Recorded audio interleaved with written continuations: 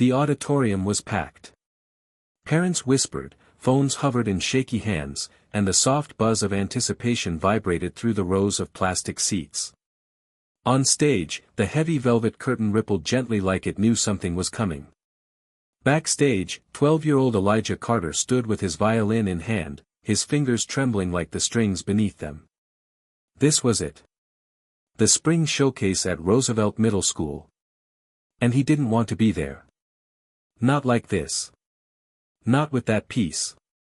He shifted his weight from foot to foot, trying to ignore the muffled sound of the audience. His palms were damp. His bow slipped once from his grip, clattering softly to the wooden floor. The sound echoed louder than a gunshot in his head. He grabbed it fast, heart pounding. Across the room, Mr. Tennyson caught his eye. A nod. "You got this." Elijah didn't nod back. Because he wasn't sure he did. The last group just finished. A chorus of polite applause filled the air. The curtain was about to open again. "Next up," announced the MC, her voice chipper and far too loud, "we have a violin solo by Elijah Carter. Give him a warm welcome." The clapping was hollow. Elijah stepped out. And the world slowed down. His shoes scuffed the stage floor with each step. He didn't look up. He didn't want to see the faces, especially not her face, his grandmother, Mama Ruth, sitting in the front row, arms folded, mouth tight like she was daring someone to laugh at her grandson. He reached center stage. The lights hit him hard, blinding. The world behind the brightness dissolved. There was only the violin in his hand, and the weight of 1,000 silent expectations. He lifted the instrument. Took a breath. And began. At first, the notes came as expected.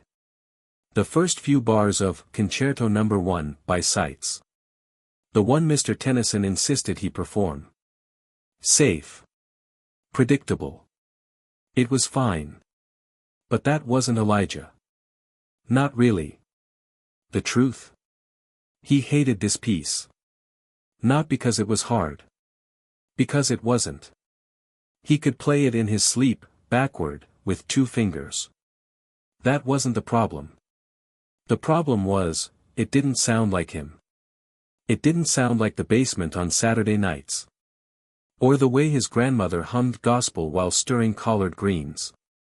Or the deep hum of the L train rattling past his bedroom window like a broken lullaby. It didn't sound like South Side Chicago. It didn't sound like home. And then, a string broke. The A string. Snap. A crisp, almost deliberate pop. The sound cut through the auditorium like lightning. A murmur rose from the crowd. Mama Ruth's face twitched. Mr. Tennyson sat forward in his seat. Elijah froze. That should have been the end. He should have stopped. Walked off. Asked for a restart. Something. But instead. He played anyway. Not the sights. Something else. Something raw. From somewhere deeper. The bow moved on instinct. No sheet music. No plan. Just sound. And it poured from him, not like a performance, but like a confession. Long, sliding notes. Then short bursts, sharp and rhythmic like breathless words shouted across pavement. A pulsing riff that sounded like street drummers on a hot July day, followed by a haunting melody that clung to the air like smoke from a burning building. It wasn't perfect. But it was alive. And the crowd froze. Not a cough. Not a whisper. Just wide eyes and open mouths. The boy was destroying the violin. Not physically. But emotionally. Sonically. It was too much soul for one instrument to hold. Every note screamed something unspoken. Loss. Longing. Anger. Hope. It bent the wooden frame of classical structure into something unrecognizable but undeniably beautiful. A string was broken. But Elijah was finally whole. When he finished, his chest heaved like he'd just run 10 miles. His hands dropped to his sides. He looked up. Silence. Then. Applause. No. An explosion of it. Mama Ruth stood up first. Then the rest followed. Just escape. Music was the only time the world didn't expect him to talk, explain, defend. He could tell a whole story with a single note and never have to say a word. He didn't even know when it started. He was maybe 6 when Mama Ruth brought home an old, battered violin from a church rummage sale. $5, she said, waving it like a magic wand. And still got its soul. It looked like something that should have been thrown away. But when Elijah picked it up, it felt like it had been waiting just for him. Not that he knew how to play. Not then. Not really. But music had always been in the house, even before him. In the photos, his father was never without a saxophone in hand or a cigarette hanging from his lip.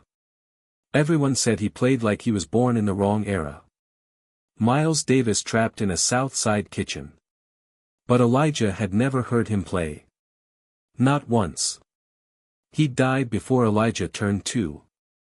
Overdose. Heroin. A recording of him existed somewhere. Mama Ruth said it was in the attic, buried in one of those old boxes she couldn't bring herself to open. So Elijah never asked. And she never offered. Mama Ruth was tough. Church tough. No nonsense, no excuses. She worked double shifts cleaning offices downtown and still found time to iron Elijah's school uniform every Sunday night.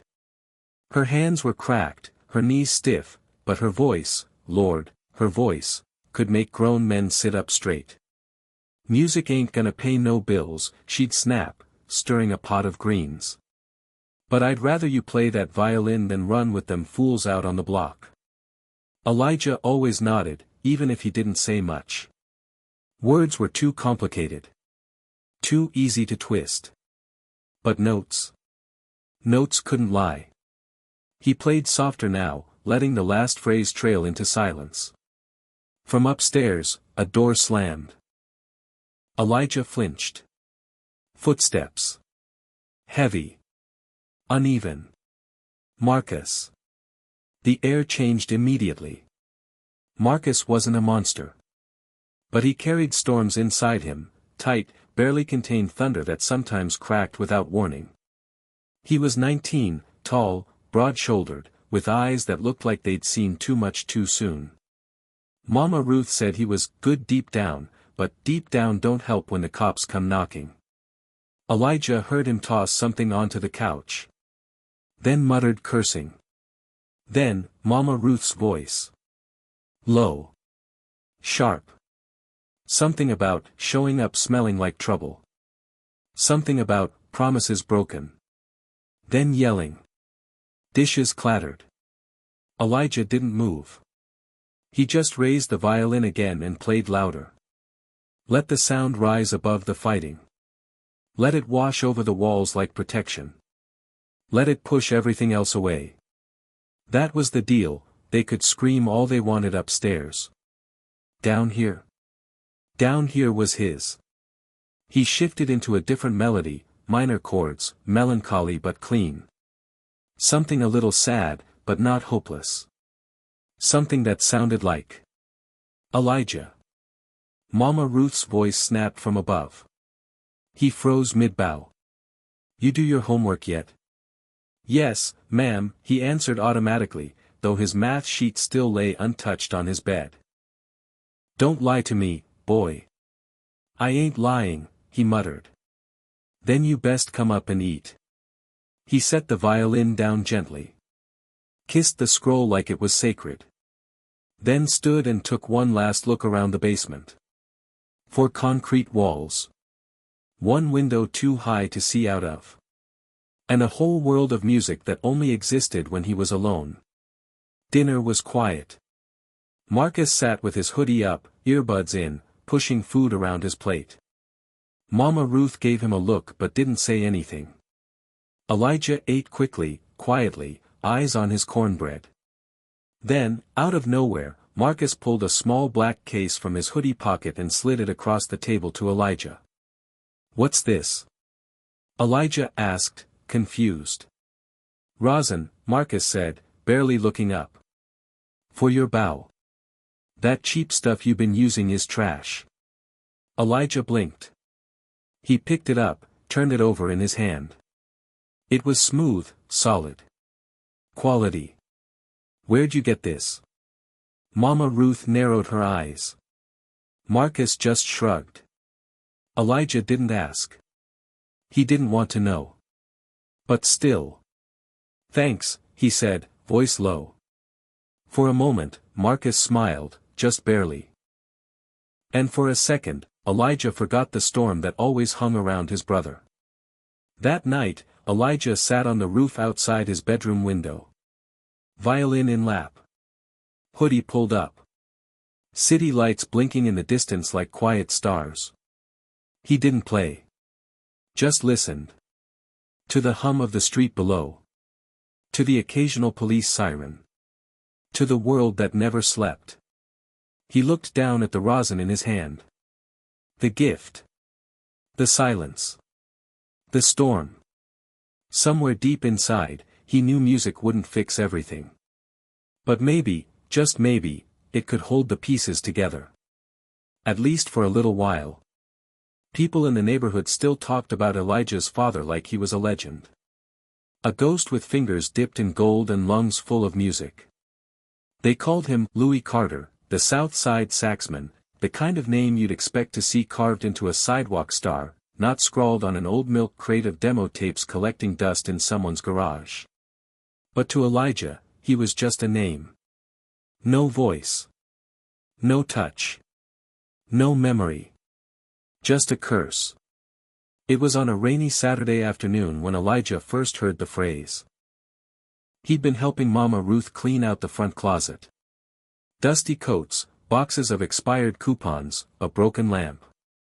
And in the very back, almost hidden, was a flat, square case, faux leather, soft to the touch. "Can I open it?" Elijah asked. Mama Ruth hesitated. Her eyes went tight in that way they did when a memory snuck up on her. She looked at him hard for a moment, then nodded once. "Go ahead." Inside was a stack of old cassette tapes. Hand-labeled. Some faded, some cracked. One read. "Live at Blue Dot Lounge, 1992, L. Carter, tenor sax." Elijah's breath caught. "This, was his?" he asked softly. Mama Ruth didn't answer. She just knelt, pulled the box closer to her chest, and said, "You need to understand something about your daddy." Elijah waited. She sighed. He had a gift. The kind that don't come around too often. He could play a melody that made grown men cry. Lord, he could make a sax sing like a prayer. But that gift, it came with demons. She stood, brushed off her knees. Some folks say that's the Carter curse. We feel more than we should. And we carry it in music. Elijah swallowed hard. "So, if I got the music, does that mean I got the curse too?" Mama Ruth didn't say anything. Didn't have to. The silence said it all. That night, Elijah couldn't sleep. He stared at the ceiling and thought about ghosts. About how music could both save you and destroy you. He thought about how his dad had played until his fingers bled and his veins burned, how he chased perfection until it swallowed him whole. And he thought about the way his own hands shook when he played. Not out of fear. Out of feeling. That same storm that lived in his father, it lived in him too. At school the next week, Mr. Tennyson pulled him aside after class. "Elijah," he said gently, "where did you learn to phrase like that?" The boy shrugged. "Nowhere." Mr. Tennyson folded his arms. "That bend you did on the third bar. That's jazz phrasing. Improvised. It's not in the sheet music." Elijah looked at the floor. "I don't mean to do it. It just happens. Does it happen at home too? Sometimes. Who taught you?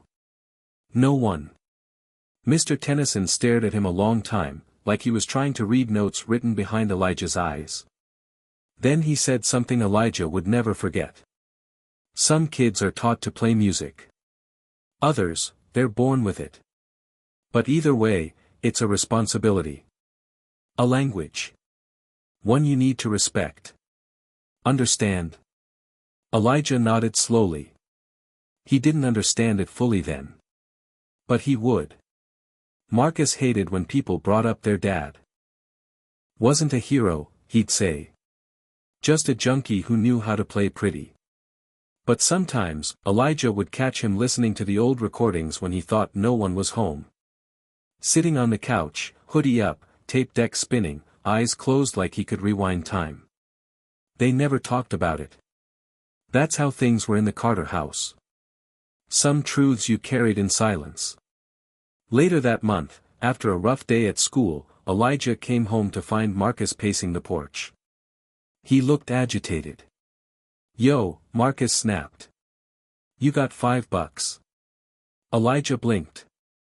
"For what?" "Don't worry about it. Just, do you?" Elijah hesitated. "I got 3. Marcus snatched the bills without saying thanks. Before he could walk off, Elijah asked, "You think Dad was cursed?" Marcus froze mid-step. Then turned back slowly. "Why you asking that?" "Mama said the Carter men carry music like a wound." Marcus scoffed. "Man, that's just some poetic crap old people say to make pain sound fancy. You know what the real curse is?" Elijah waited. Marcus jabbed a finger toward the street. "That. Living here. Being broke. Getting followed in stores, pulled over for nothing, having teachers call you troubled because you don't smile enough. That's the curse." Elijah didn't argue. But deep down, he knew there was more. Because sometimes the music felt like a flame inside his chest, beautiful, yes, but hot enough to burn. A week later, Mr. Tennyson asked him to stay after rehearsal. "I signed you up for the city showcase," he said, handing Elijah a flyer. "Big stage. Big audience. It's a chance to be heard." Elijah looked at the paper. Saw the names of music schools, scholarships, press. His stomach flipped. "I don't know," he muttered. Mr. Tennyson smiled. "Don't worry. You'll kill it." But Elijah didn't smile back. Because somewhere deep inside, a voice whispered, "Or it'll kill you." That night, he pulled out his violin, tightened the bow, and stared at his reflection in the window. He didn't see a prodigy. Didn't see a star. He saw a boy holding a storm. And he wondered. Was this really a gift? Or just another Carter trying not to break under the weight of a name? The room was nearly empty.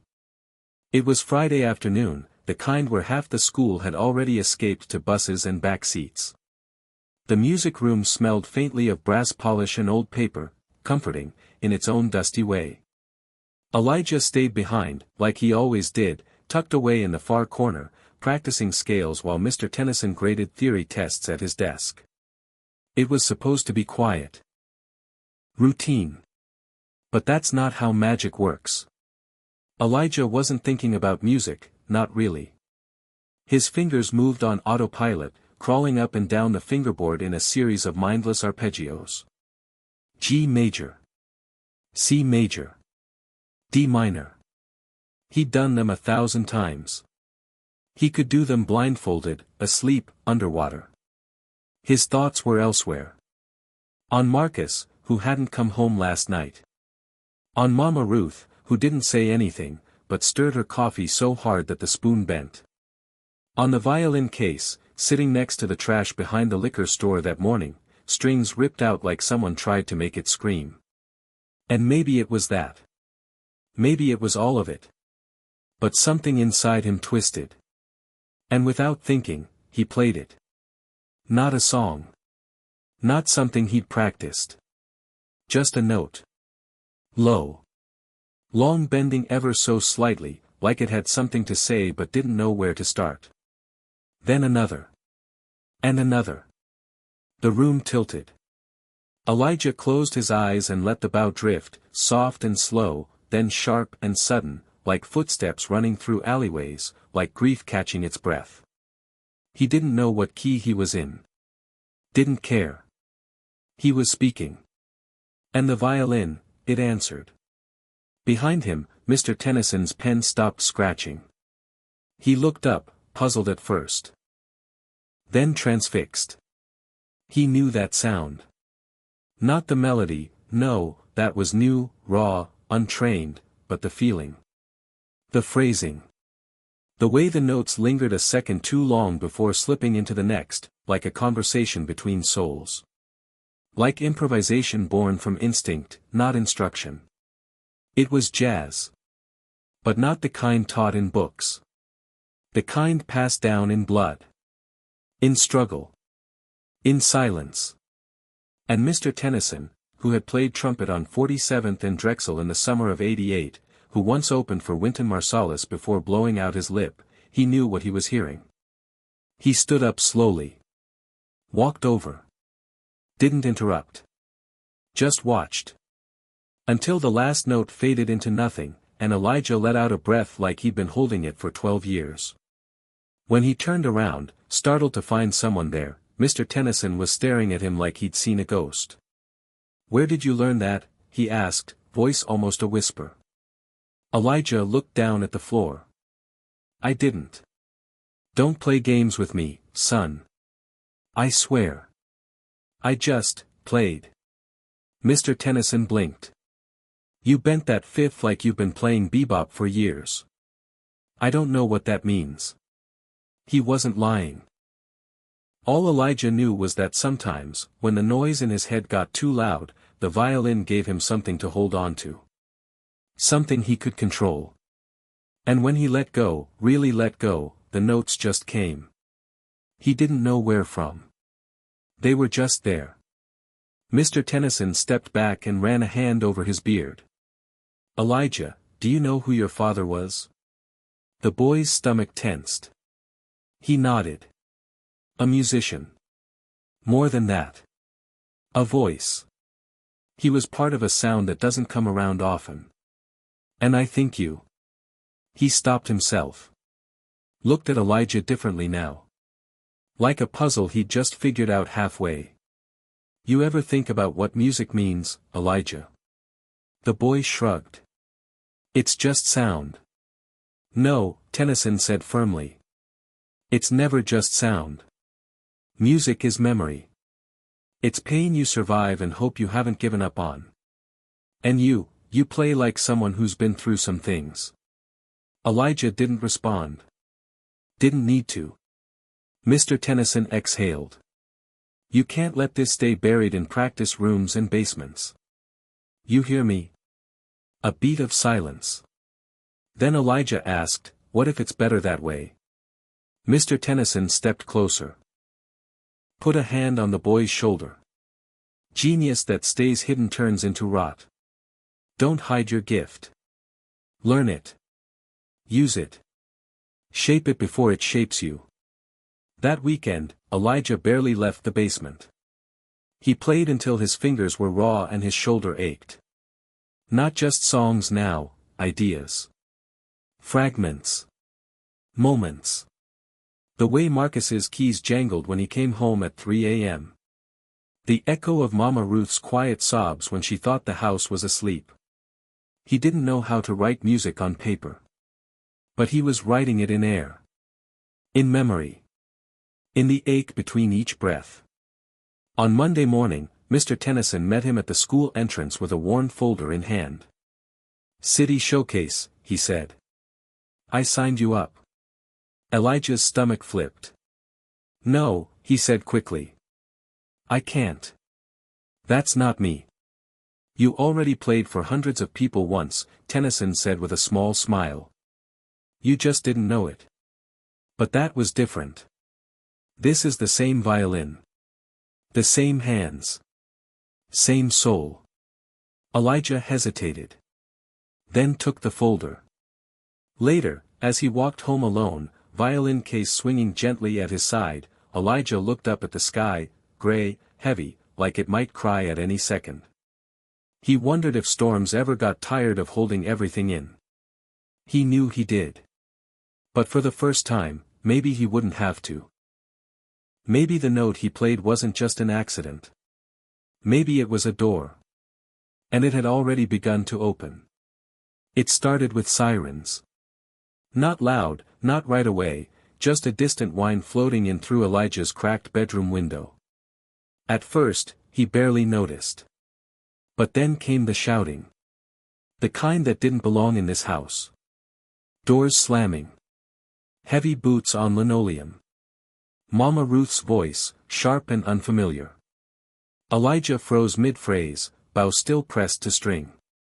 The sound of a violin cut off like breath held too long. He opened the door. Stepped out. And found Marcus on his knees in the living room, hands behind his head. A police officer stood over him, one hand on his holster.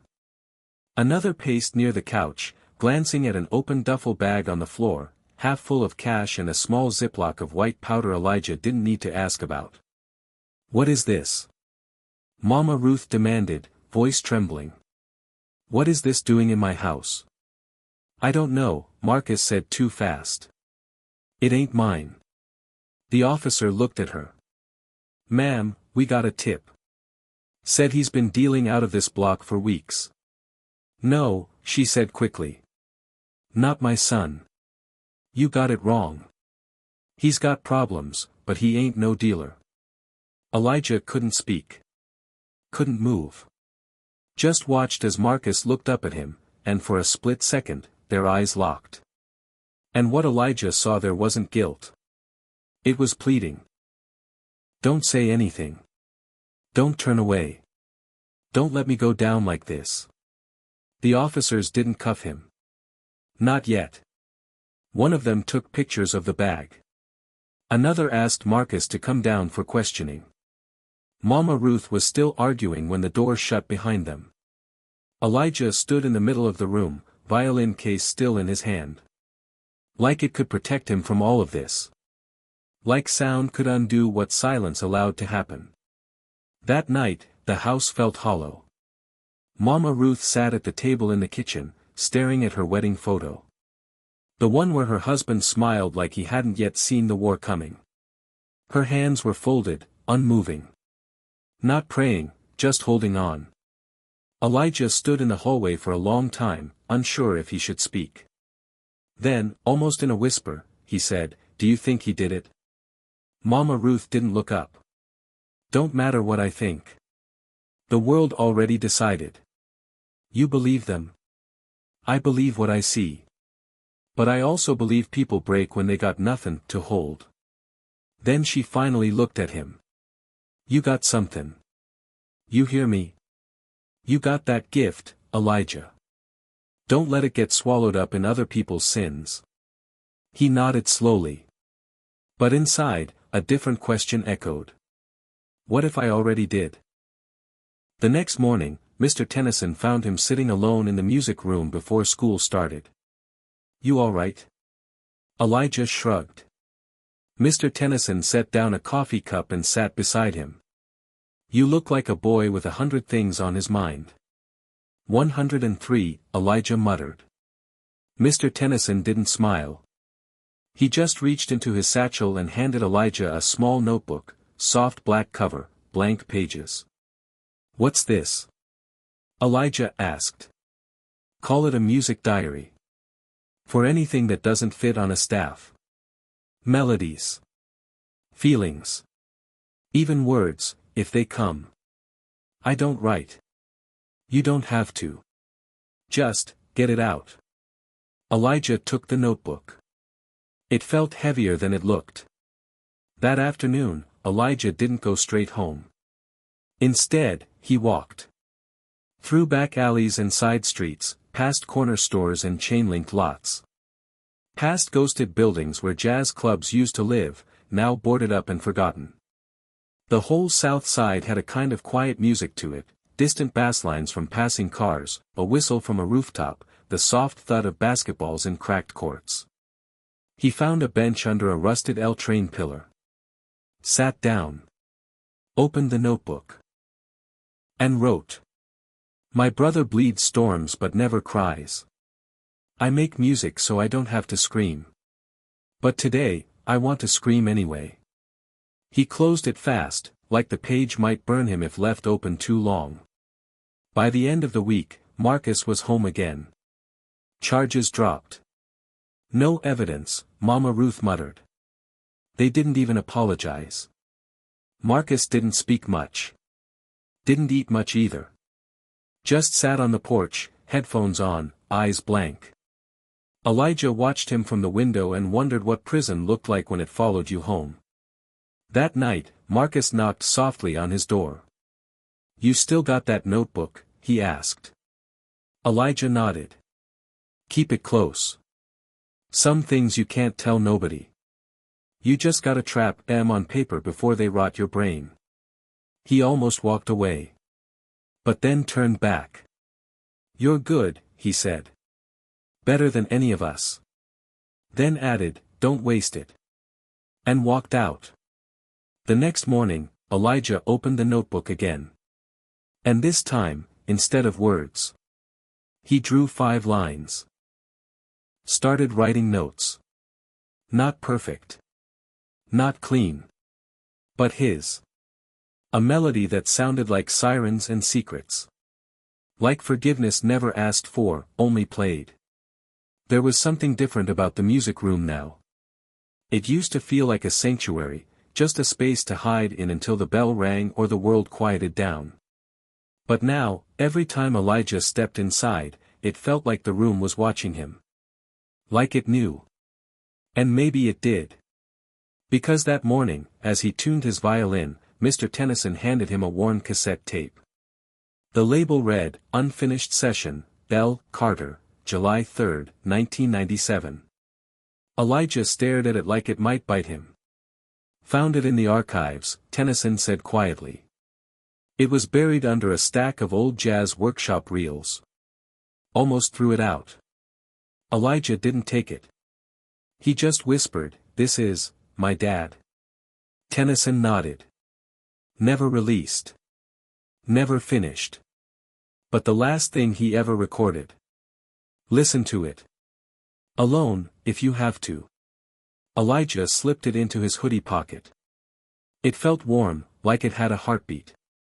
That night, when the house was silent and the lights were off, Elijah sat cross-legged in his room with his old tape player in front of him. The plastic casing was cracked. The buttons stuck. But it still worked. He pressed play. And the room changed. First came static. Then breath. Then sound. Not just any sound. But music that moved. Notes that danced like smoke in a streetlight, crooked and beautiful. A saxophone speaking a language Elijah didn't yet understand, but somehow felt in his chest. It was wild. Restless. Like it wanted to break out of the tape. And just when Elijah thought the piece was going to rise into something transcendent, it stopped. Abrupt. Jarring. Like someone had ripped the melody out mid-sentence. No fade out. No resolution. Just silence. Elijah sat still for a long time. It didn't feel like the end of a song. It felt like the beginning of a question. At school, people were starting to notice. Word had spread. Elijah Carter. That's the kid that made Mr. Tennyson cry. Elijah Carter. Ain't that the one whose dad was famous? Elijah Carter. He don't talk, he just plays. Some of it was curiosity. Some of it was envy.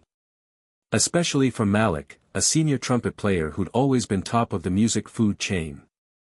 You know, Malik said one day, standing behind Elijah at his locker, some of us actually studied to get good.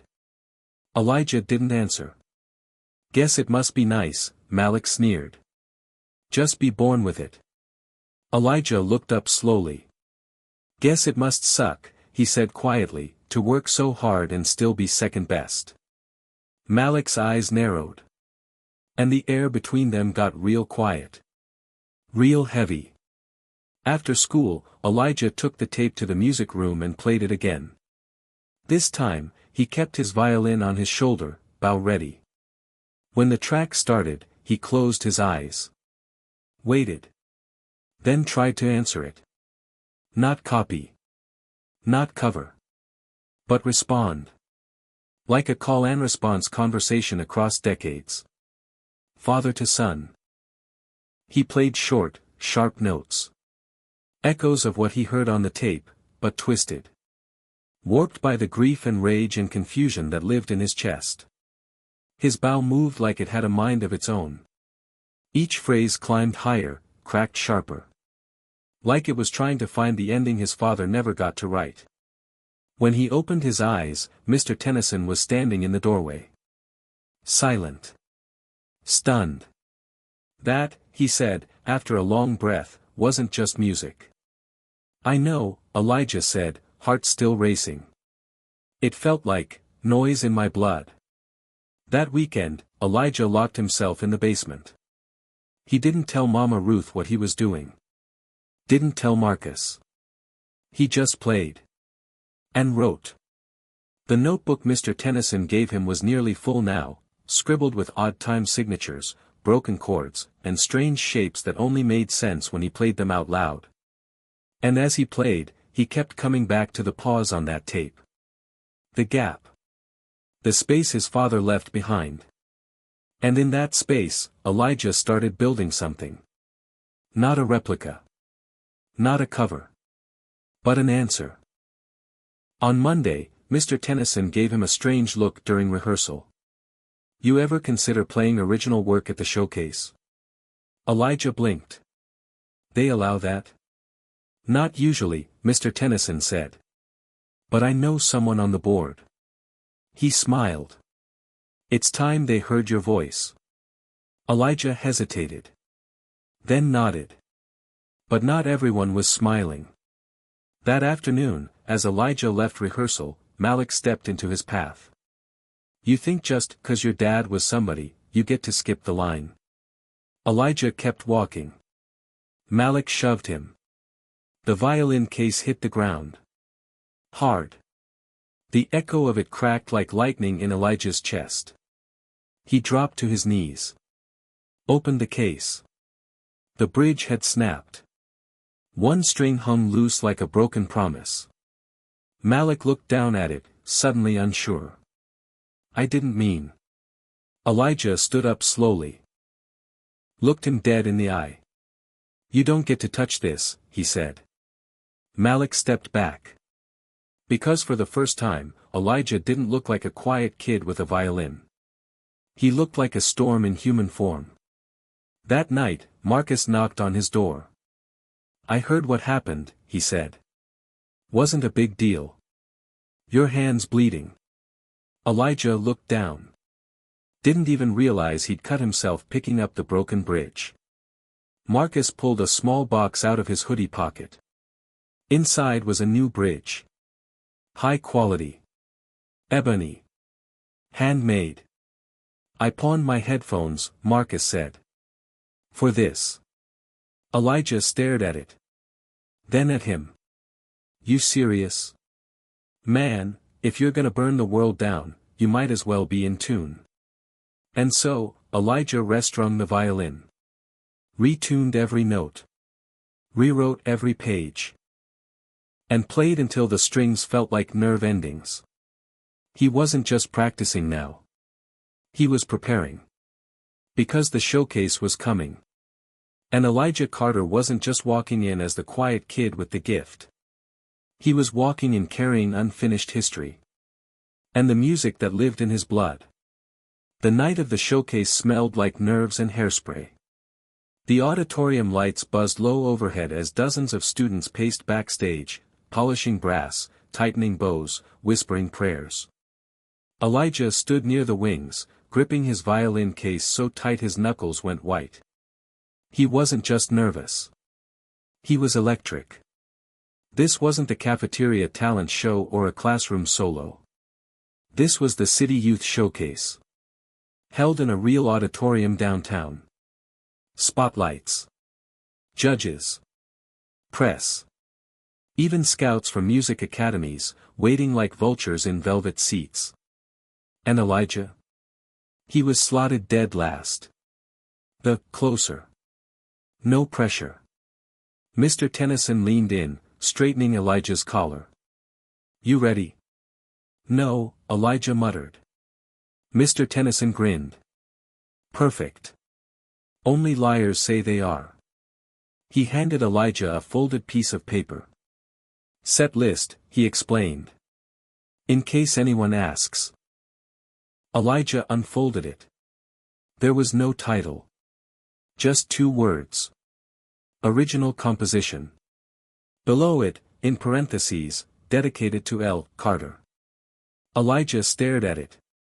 The weight of the name hit him hard. But then he tucked it into his pocket. And breathed. Backstage monitors played the show in real time. A girl from the north side nailed a classical piano piece, flawless and cold as glass. 2 brothers from Evanston performed a snare and trumpet duet that made the crowd roar. When Malik stepped out to perform a modern jazz standard, Elijah held his breath. Malik was good. Really good. Clean tone. Confident. Stage-ready smile. But it wasn't dangerous. It wasn't alive. It didn't bleed. When the MC finally called his name, Elijah Carter, age 12, original composition, there was a pause in the crowd. You could feel it. Like someone had dropped a stone into still water. Elijah walked out into the lights. Violin under his chin. Notebook on the stand in front of him. The first row was a blur, faces, flash from a camera, mouths mid-whisper. Somebody actually chuckled. He ignored it. He closed his eyes. And played. The first note was low. Hung in the air like steam rising off pavement. Then came the build. A rhythmic heartbeat. Something tribal and aching, like a memory passed down through generations. The piece wasn't classical. It wasn't clean. It was jazz. Blended with gospel. Laced with South Side soul. And as he played, the auditorium changed. People stopped checking their programs. Stopped whispering. Stopped doubting.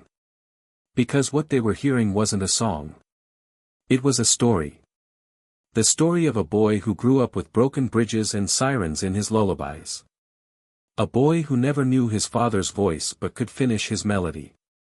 A boy who didn't just play violin. He destroyed it. And rebuilt it in real time. By the end of the performance, Elijah was sweating. His bow hand shook. His chest heaved. The last note hung in the air like an unanswered question. Then. Silence. A long, pregnant silence. And finally. Applause. Slow at first. Then rising. Louder. Stronger. Like a wave cresting after a storm.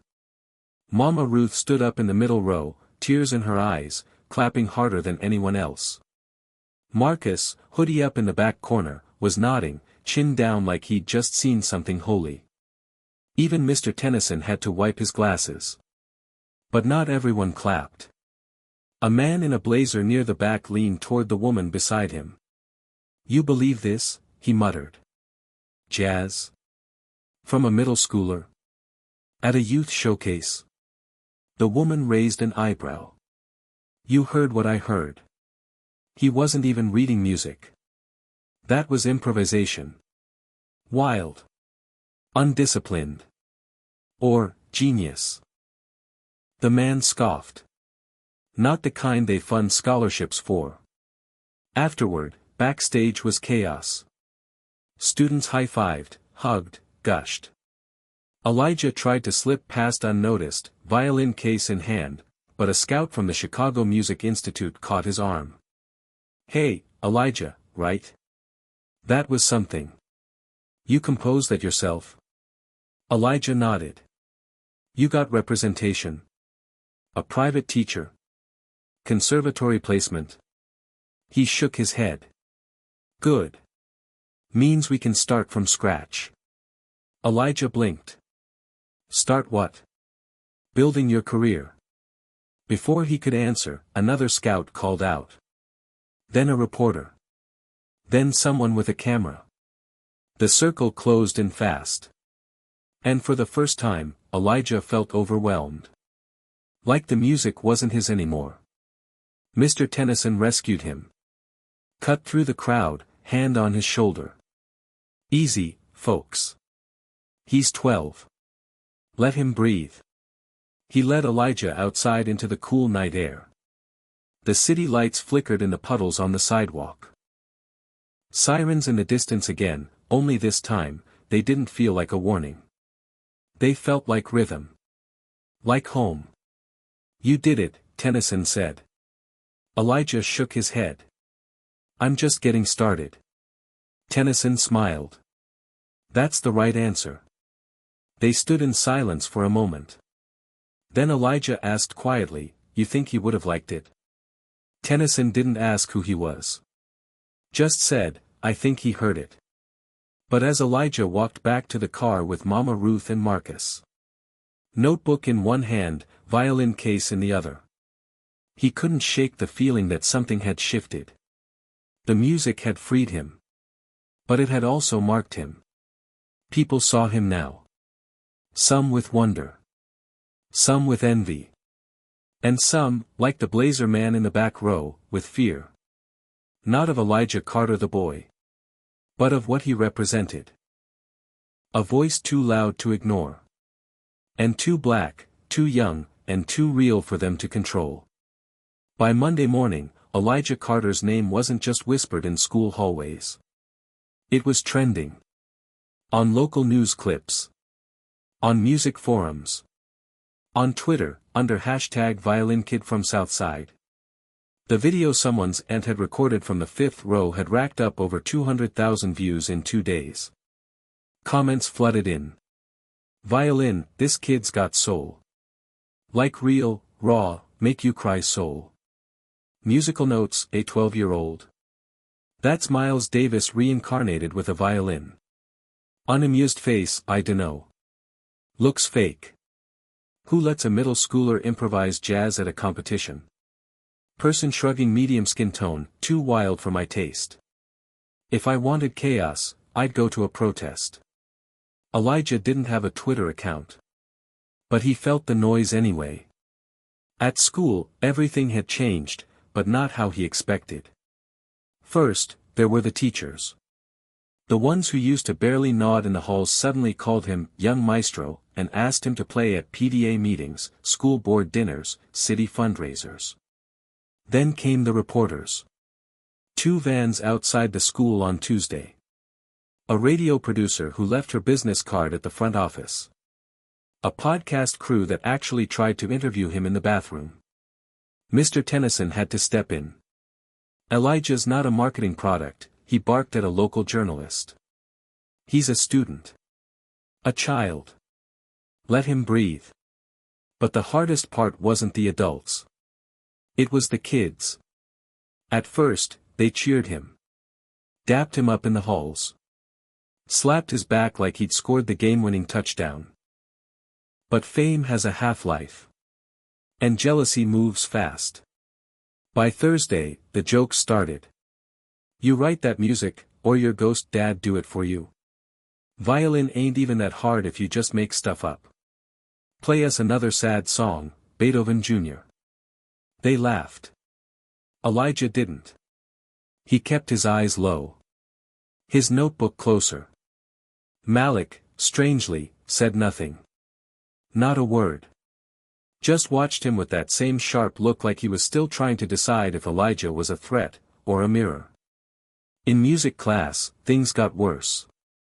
A substitute had taken over for Mr. Tennyson that day, who was out sick. She was new, young, and clearly hadn't gotten the memo. She asked everyone to sight-read a Mozart piece from the textbook. When it was Elijah's turn, she hovered nearby, arms crossed. "Remember," she said loudly, "we're playing what's written, not what you feel." The room went still.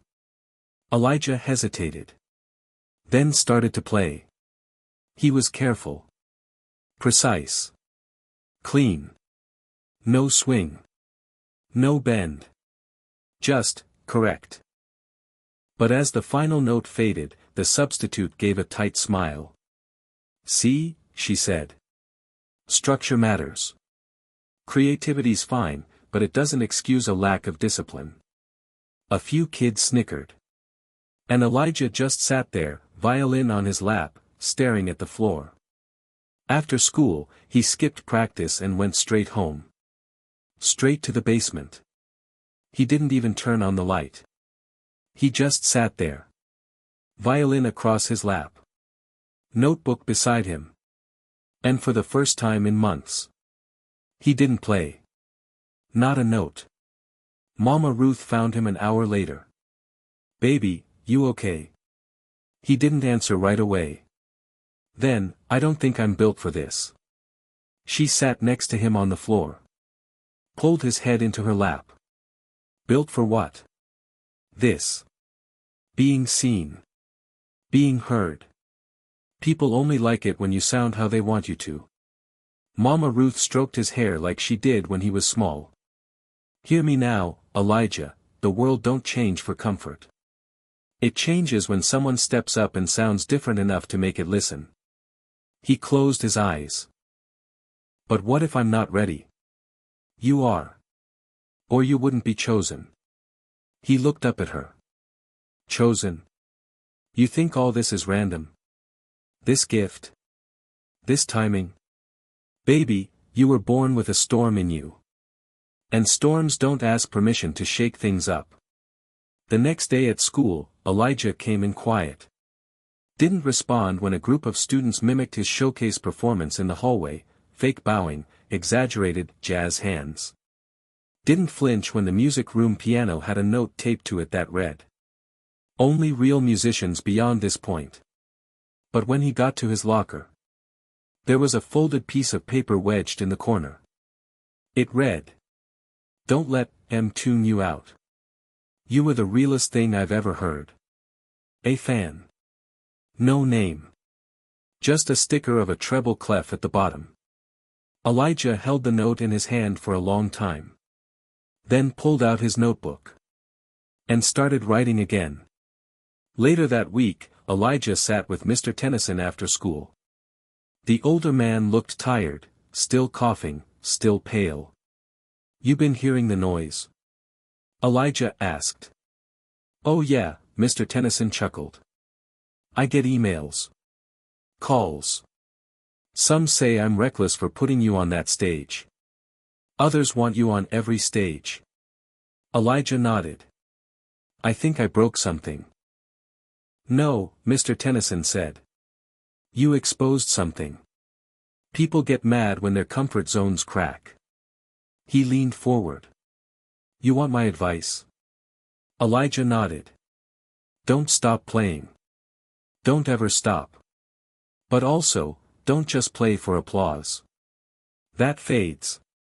Play for truth. Play for healing. Play for the kids who never got the chance to raise their sound." Elijah looked down at his violin. Then back up. And smiled. That weekend, he recorded a video. No production. No lights. Just him in the basement, hoodie on, bare floor, single mic. He played the unfinished melody from his father's tape. Then added his answer. Then something new. A third movement. One no one expected. A blend of everything. Soul. Jazz. Gospel. Silence. He uploaded it with a simple title. "Still Here." And turned off the comments. The tape was worn thin. Every time Elijah played it, the static got louder, like the past was trying to drown itself out. But he couldn't stop listening. Because somewhere in those notes, behind the wild sax solos, behind the muffled studio chatter, even in the silence, was his father. Not a memory. Not a picture. A presence. A voice that never spoke with words. It started with a name. One barely audible voice near the end of the tape. "Yo, Lee, that take was fire. Let's run that back with, hey, Jax, cue the mics." Elijah paused the tape. Rewound. Played it again. Jax. A name. Quick. Faded. But real. He wrote it down. Then asked the only person who might know. Saturday morning, Elijah sat across from Mama Ruth at the kitchen table. She was folding laundry, slow, distracted. "Ma," Elijah said. "Who's Jax?" She looked up. Still for a moment. Then she placed the towel down carefully. "You found that name on the tape?" He nodded. "I think he knew Dad." Mama Ruth leaned back. Her eyes looked distant. Then she said, almost a whisper. "Jax, that boy had fire in his bones and trouble on his heels. Musician. Drummer. But he didn't just play rhythm. He bent it. Made the beat feel like it was chasing you." Elijah leaned forward. "Do you know where he is now?" She hesitated. Then sighed. "I don't. But I know someone who might." The someone turned out to be Aunt Lorraine, not a real aunt, but an old friend of the family. She ran a jazz cafe on the edge of Bronzeville called the Crimson Note. The place smelled like wood polish and bourbon. Even in daylight, it felt like night. Photos lined the walls, smiling men in wide-brim hats, women with high cheekbones and closed eyes, lost in trumpet riffs frozen in time. Behind the bar, Aunt Lorraine polished a glass, gold hoops swinging as she looked up. "Well, I'll be damned," she said. "You got his walk." Elijah smiled shyly. "Mama Ruth said you might know Jax." She raised an eyebrow. "Now that's a name I haven't heard in a while." She motioned him closer. Lowered her voice. "Jax still plays. Off and on. Mostly underground sets. He's complicated. But if you're serious about learning your father's truth, Jax is the last living piece of it." Elijah nodded. "I want to hear everything." That night, Aunt Lorraine texted an address. 8 p.m., don't bring friends. Just ears. The place was in Pilsen, a warehouse turned studio turned backroom jam space. No sign out front. No stage. Just red lights, mismatched chairs, and a single spotlight on a corner rug where the musicians sat in a loose circle. Elijah stepped inside. And felt his heart stutter. This wasn't school. This wasn't polished. It was raw. Grown. And there, behind the drum kit, salt and pepper locks pulled back, wrists flicking like lightning, was Jax. The music hit like a punch and a prayer. Elijah didn't blink. He watched as Jax drove the beat like a sermon, never missing a step but never playing it safe. The rest of the players followed him like pilgrims. And when the final song ended, Jax looked up. Right at Elijah. Eyes narrowed. Like he'd seen a ghost. After the show, Elijah waited until most of the room had emptied. Jax packed his cymbals slowly. "You Lee's boy?" he finally asked, without looking. "Yes, sir. Heard about you.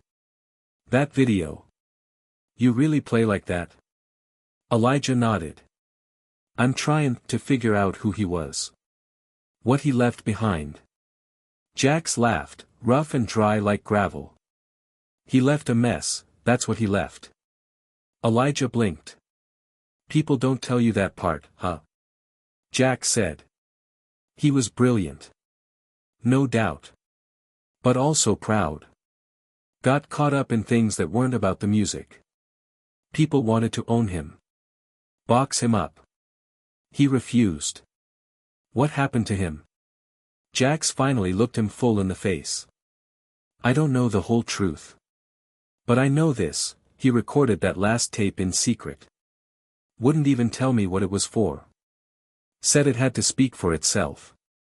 Elijah nodded slowly. I want to finish it. Jack stared at him. Hard. Then pulled out a slip of paper. Come to this spot. Thursday. We jam at midnight. No rules. No charts. Just play. If you can hang, we'll talk. Elijah took the paper. The address was smudged with sweat and ink. But the words were clear. Welcome to the underground. Back at home, Elijah couldn't sleep. He lay in bed, eyes wide, heart pounding. He'd opened a door. Now there was no closing it. And in the quiet of the night, he heard a single note in his head. Not from the tape. Not from school. But his. A new sound. Dark. Unfinished. Calling him forward. The address Jax gave him led to an old factory on the edge of Pilsen. The building had a faded sign above the door that read, Sullivan Company. Manufacturing, in peeling, rusted letters. The sun had just set, but the street still felt warm, buzzing with the last breaths of summer. Elijah walked slowly, the slip of paper in his hand, as the music from inside leaked through the cracks of the building. It wasn't the soft jazz he expected. It was raw. Hard. Unrelenting. He stopped outside the door. Took a deep breath. Then pushed it open. The inside was dim. Red lights flickered above him, casting long shadows across the floor. The room smelled like sweat and smoke and something else, something he couldn't place, but it was thick. People milled about in loose groups, talking in hushed tones. The air was heavy with anticipation. Elijah's heart pounded, but he wasn't sure if it was the music or the weight of what he'd walked into. Jax was sitting at a small bar in the corner, a bottle of something dark in front of him. He didn't acknowledge Elijah at first. Sit, Jax said, motioning to an empty chair next to him without looking up. The jam's about to start.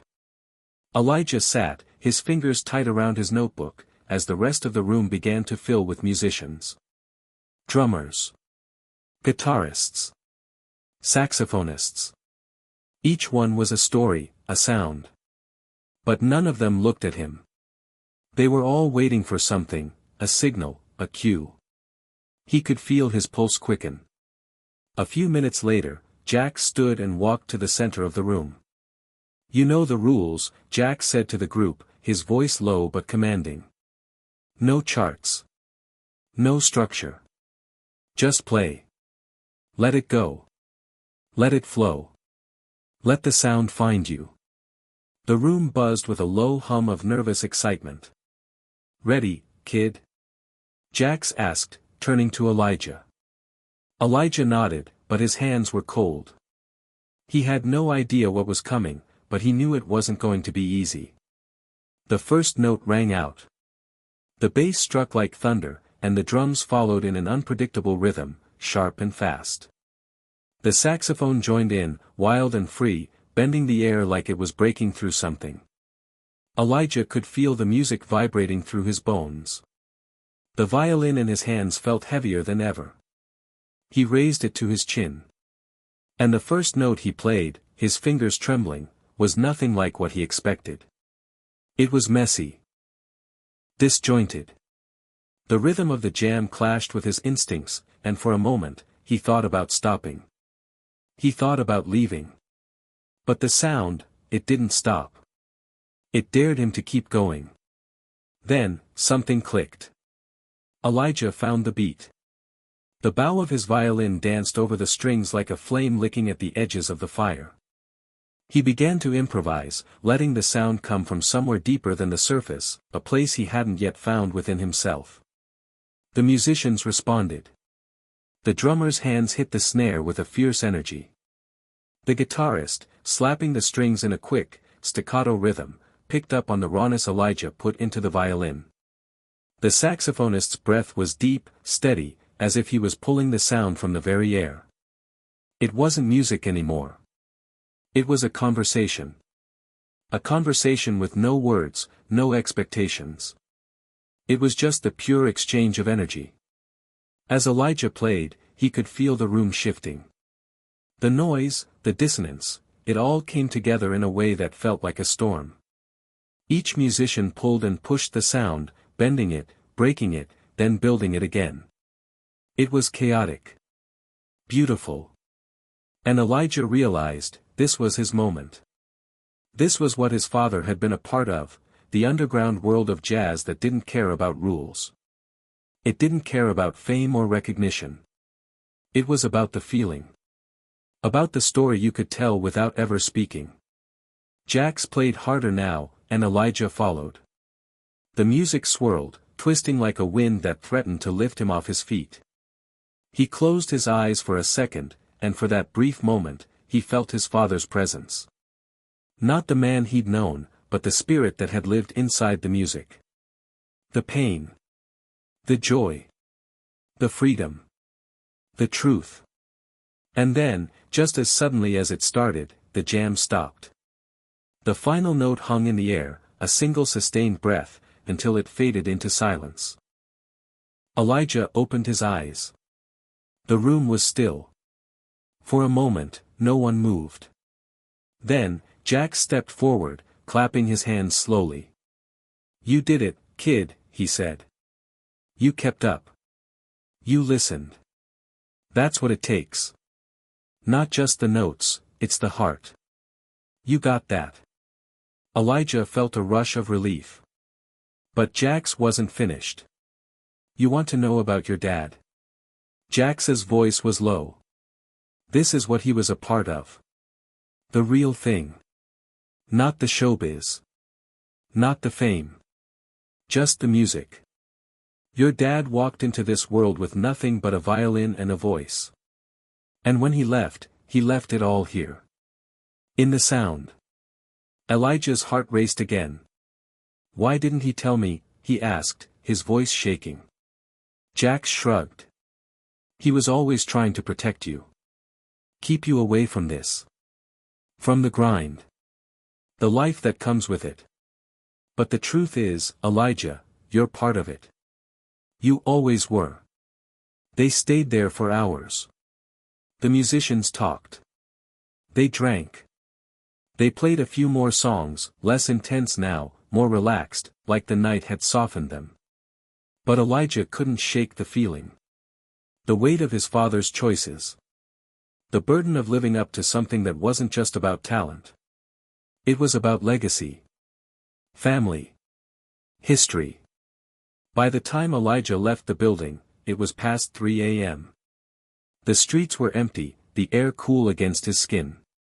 But he wasn't alone. He carried the sound with him. The rhythm. The pulse. The truth. And he knew, without a doubt, that he was ready to find his own path. A new path. One that wasn't defined by his father's shadow, but by his own music, his own voice. Elijah couldn't stop thinking about the jam. It wasn't just the music. It was something else. Something deeper. The rawness of it. The freedom. The way it felt like a secret language, one he hadn't yet fully learned to speak. But it was in him. It had always been in him. And now, it was calling him forward. But as the days passed, the excitement began to wear off, replaced by a gnawing feeling in the pit of his stomach. He had learned something that night: jazz wasn't just about the notes or the rhythm. It was about embracing the unknown. It was about letting go, losing yourself in the chaos, and somehow finding order in the madness. But what did that mean for him? Elijah was used to being the perfect student, the kid who followed the rules, who did everything right.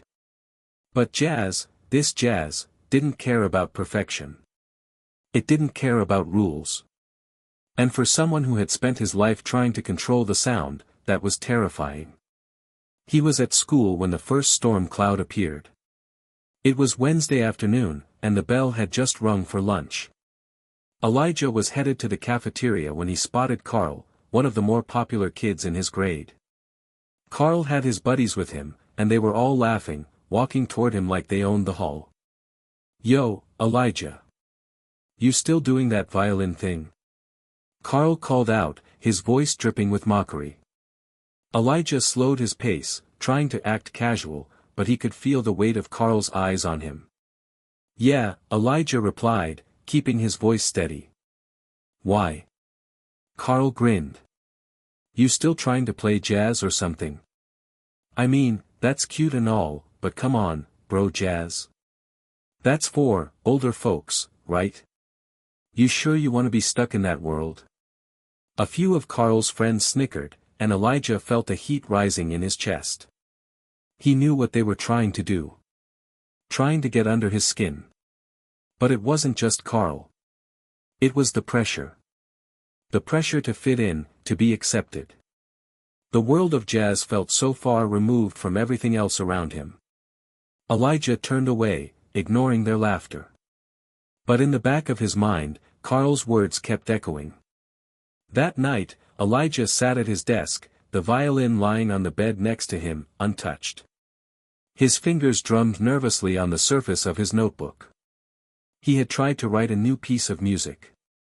He had tried to find something that felt real, something that wasn't just noise. But every time he picked up the bow, it felt like he was fighting against himself. There was no melody. No rhythm. Just a blur of notes that didn't belong together. The storm in his mind was getting louder, more insistent. He needed answers. He needed guidance. Elijah didn't go to the jam that week. He couldn't. He felt like he was standing on the edge of something he couldn't control. What if Jax was right? What if his father had left all of this behind, just like Jax had said? What if this was his legacy? What if it was too much for him to carry? The fear was suffocating. It wasn't until Friday that Elijah found the courage to pick up his violin again. It was late. His mother had gone to bed, and the house was quiet, save for the hum of the refrigerator. Elijah sat on the edge of his bed, the violin in his lap, staring at the strings as if they could offer him an answer. His mind was racing. What if I'm not good enough? What if I'm just playing the notes and never feeling the music? Then, in a moment of clarity, he did something he hadn't done before. He closed his eyes. And played. Not the practiced notes. Not the pieces from school. Just, whatever came to him. The first note was shaky. But he didn't stop. The second note felt wrong, like his fingers were betraying him, but he kept going. It wasn't pretty. It wasn't perfect. But it was real. Somewhere in the middle of that chaotic, messy sound, Elijah felt something shift. It wasn't a sudden burst of genius. It wasn't like one of the jams at the underground spot where everything clicked in an instant. But it was his. He wasn't trying to be anyone else. He wasn't trying to be perfect. He was just playing. Just feeling. And that, more than anything, made the music real. When the storm passed, when the chaos in his mind settled, he finally stopped playing. His hand was sweaty, his shoulders tense, but his chest was lighter than it had been in days. The music was messy. But it was his music. And for the first time, Elijah smiled. It wasn't the smile of someone who had it all figured out. But it was a start. As the days passed, Elijah began to play more. He would go to the jam sessions when he could, letting himself lose control, letting the rhythm guide him. He stopped worrying about being perfect, about fitting into some mold. But not everyone understood. At school, the teasing from Carl and his friends got worse. One afternoon, Carl caught Elijah after class and, in front of a group of students, asked, "Still think you're gonna make it with that violin, Elijah?" Elijah's heart raced. He could feel the pressure building again, the temptation to shrink back. To say nothing. But then he remembered the sound. The feeling. The music. No, Elijah said, his voice steady. I'm not just gonna make it. I am it. And for the first time, he believed it. Hit subscribe and leave a comment with where you're watching from. This story might just spark a new beginning. What's one thing that always pushes you forward, even when things get tough? Elijah stood in front of the mirror, his reflection staring back at him with an intensity he hadn't recognized before. His hands were trembling as he adjusted the violin strings one last time. It wasn't that he was afraid of the instrument anymore, but there was a different kind of fear now, fear of what came next. After weeks of playing on his own, visiting the underground jam sessions, and building his confidence, Elijah had been offered a challenge that he couldn't ignore. Jax had called him late last night, his voice lower than usual. Elijah, Jax had said, I got something for you. A real challenge. Something that'll test you. Are you in? Without thinking, Elijah had said yes. What else was he supposed to say? Jax didn't ask twice, and when Jax spoke like that, it was always serious. But now, standing in the middle of his room, Elijah realized he wasn't quite sure what he had signed up for. The next evening, Elijah showed up at the address Jax had texted him. It was an old, run-down building tucked away in a quiet alley in the heart of the city. As he approached, a strange feeling crept over him. The hum of people's voices echoed from the inside, mingling with the sound of an electric bass and a horn section, thick with anticipation. He knocked on the door, and before he could even take a step back, it creaked open. Jax stood in the doorway, grinning. You made it. Come on in, kid. You ready? Elijah swallowed, trying to push down the knot in his stomach. Ready for what exactly? Jax gave him a sideways glance as he stepped aside to let him in. You'll see soon enough. Trust me. The room inside was darker than Elijah had imagined, lit only by dim, neon lights. The air smelled like old wood and something heavier, like smoke and sweat. Musicians were scattered around the room, some tuning their instruments, others talking in low murmurs. A handful of people lounged against the walls, drinking quietly. Elijah noticed a few unfamiliar faces, each one with an air of mystery and experience. At the center of it all stood a man Elijah had never seen before. He was tall, with a weathered face that spoke of years in the business, and his fingers moved with a familiarity on the trumpet that made Elijah's stomach twist. This, Jax said, nodding toward the man, is Vic. He's a legend around here. He's hosting tonight's challenge. Vic smiled, his eyes sharp as he turned toward Elijah. Nice to meet you, kid, he said, his voice gravelly. Let's see what you've got. Elijah blinked. Challenge? What do you mean? Jax chuckled. You're going to play. And not just that, you're going to improvise. On the spot. In front of everyone. Elijah's heart skipped a beat. Improv? He had been practicing, sure, but this was a whole other level. He had never had to play on the spot before, not in front of a room full of experienced musicians. His mind raced, and a flood of doubt swarmed his thoughts. But before he could protest, Jax was already pushing him toward the center of the room. Don't think. Just feel it. That's how it works here, Jax said softly. You want to be part of this world? You've got to be willing to dive in head first. Elijah opened his mouth to speak, but no words came out. A few moments later, a hush fell over the room. Vic raised his hand, and the players around the room fell into a loose circle, instruments at the ready. Elijah took his place at the far end of the circle, standing with the violin held loosely in his hands. The music began slowly, almost mournfully. The bass set a heavy foundation, and the drums followed with a slow, steady beat. The saxophonist next to Elijah played a few soft, low notes, almost like a signal to begin. Elijah could feel the pulse of the music beneath his feet, but his mind wasn't quite sure how to follow. His hands hovered over the strings, unsure where to start. The room was quiet, waiting for him to make the first move. Then, the trumpet. Vic played a sharp note and Elijah followed instinctively, raising his bow to the violin. His first attempt was rough, unsure, a cacophony that clashed with the smoothness of the others. The other musicians paused briefly, and Elijah's face burned with embarrassment. But then he remembered Jax's words. Don't think. Just feel it. So, he closed his eyes. The next note came from somewhere deeper than his thoughts. It wasn't perfect. It wasn't clean. But it was real. It had the right kind of rawness. Elijah felt the music rushing through his chest like a storm, pushing him forward. He didn't know what would come next, but he let it spill from him anyway.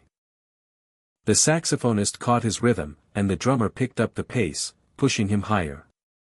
The bass thrummed beneath him, and slowly, Elijah's confidence built. He didn't stop. The violin slid easily under his fingers now, moving with the flow of the music. Then, Vic's trumpet came back in, sharper this time, a challenge of its own.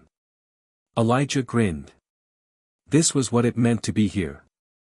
This wasn't just a jam session. This was a battle, musical, yes, but also emotional. Every note was a swing of the sword, every sound a statement. For a moment, Elijah forgot about everything else, his nerves, the weight of the challenge, the pressure from school. He was just playing. And in that moment, he was free. The music built to a fever pitch, a whirlwind of sound that twisted and turned, each musician feeding off the others. The room seemed to vibrate with the intensity of it all, until there was nothing but the sound of the collective heartbeats of everyone in the room. And then, just as quickly as it had started, the music dropped. The final note hung in the air, and the room was silent. Elijah's chest heaved, his breath shaky, but he stood still, his fingers still gripping the violin. His mind was racing, trying to process what had just happened. Jax's voice broke the silence. That's how it's done, kid. The rest of the room erupted in applause, and Elijah felt the flood of relief wash over him. He hadn't messed up. He hadn't failed. Vic walked over, offering Elijah a handshake. Not bad. Not bad at all. You've got fire, kid. That's what it takes. Elijah, still catching his breath, shook Vic's hand. Thanks. I think. As the evening went on, Elijah couldn't help but feel a sense of pride. He had done it. He had faced the challenge head-on and come out the other side stronger. But that feeling was mixed with something else. A hunger. The music was calling him again, pushing him forward into the unknown. There was so much more to discover. So much more to prove. But the storm was coming. And Elijah was ready to face it. Elijah hadn't expected it to happen so soon. 1 week after the jam, Jax called him again, but this time, there was an edge to his voice. It wasn't the usual calm, confident tone that Elijah had grown accustomed to. There was something urgent in his words, something that made Elijah's heart skip a beat. Elijah, you need to come to the club tonight. There's someone you need to meet, Jax said. I've got a feeling this could change everything for you. Everything? Elijah's curiosity piqued. He had already been feeling the weight of his choices lately, the push and pull of school, his mother's concerns, and his desire to make something of himself in the world of jazz. But who could Jax possibly want him to meet? He was about to find out.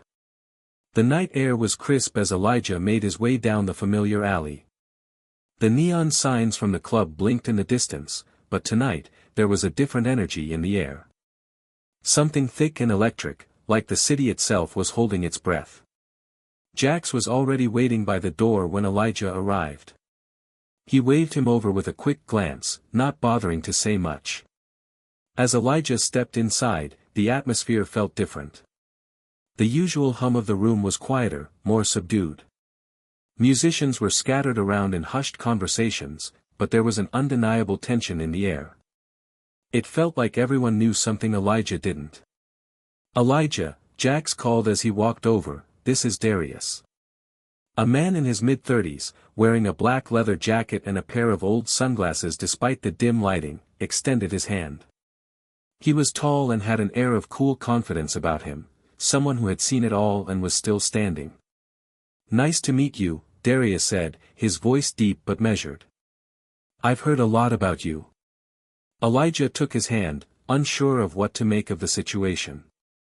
I'm not sure what's going on here." Jack stepped in, sensing Elijah's confusion.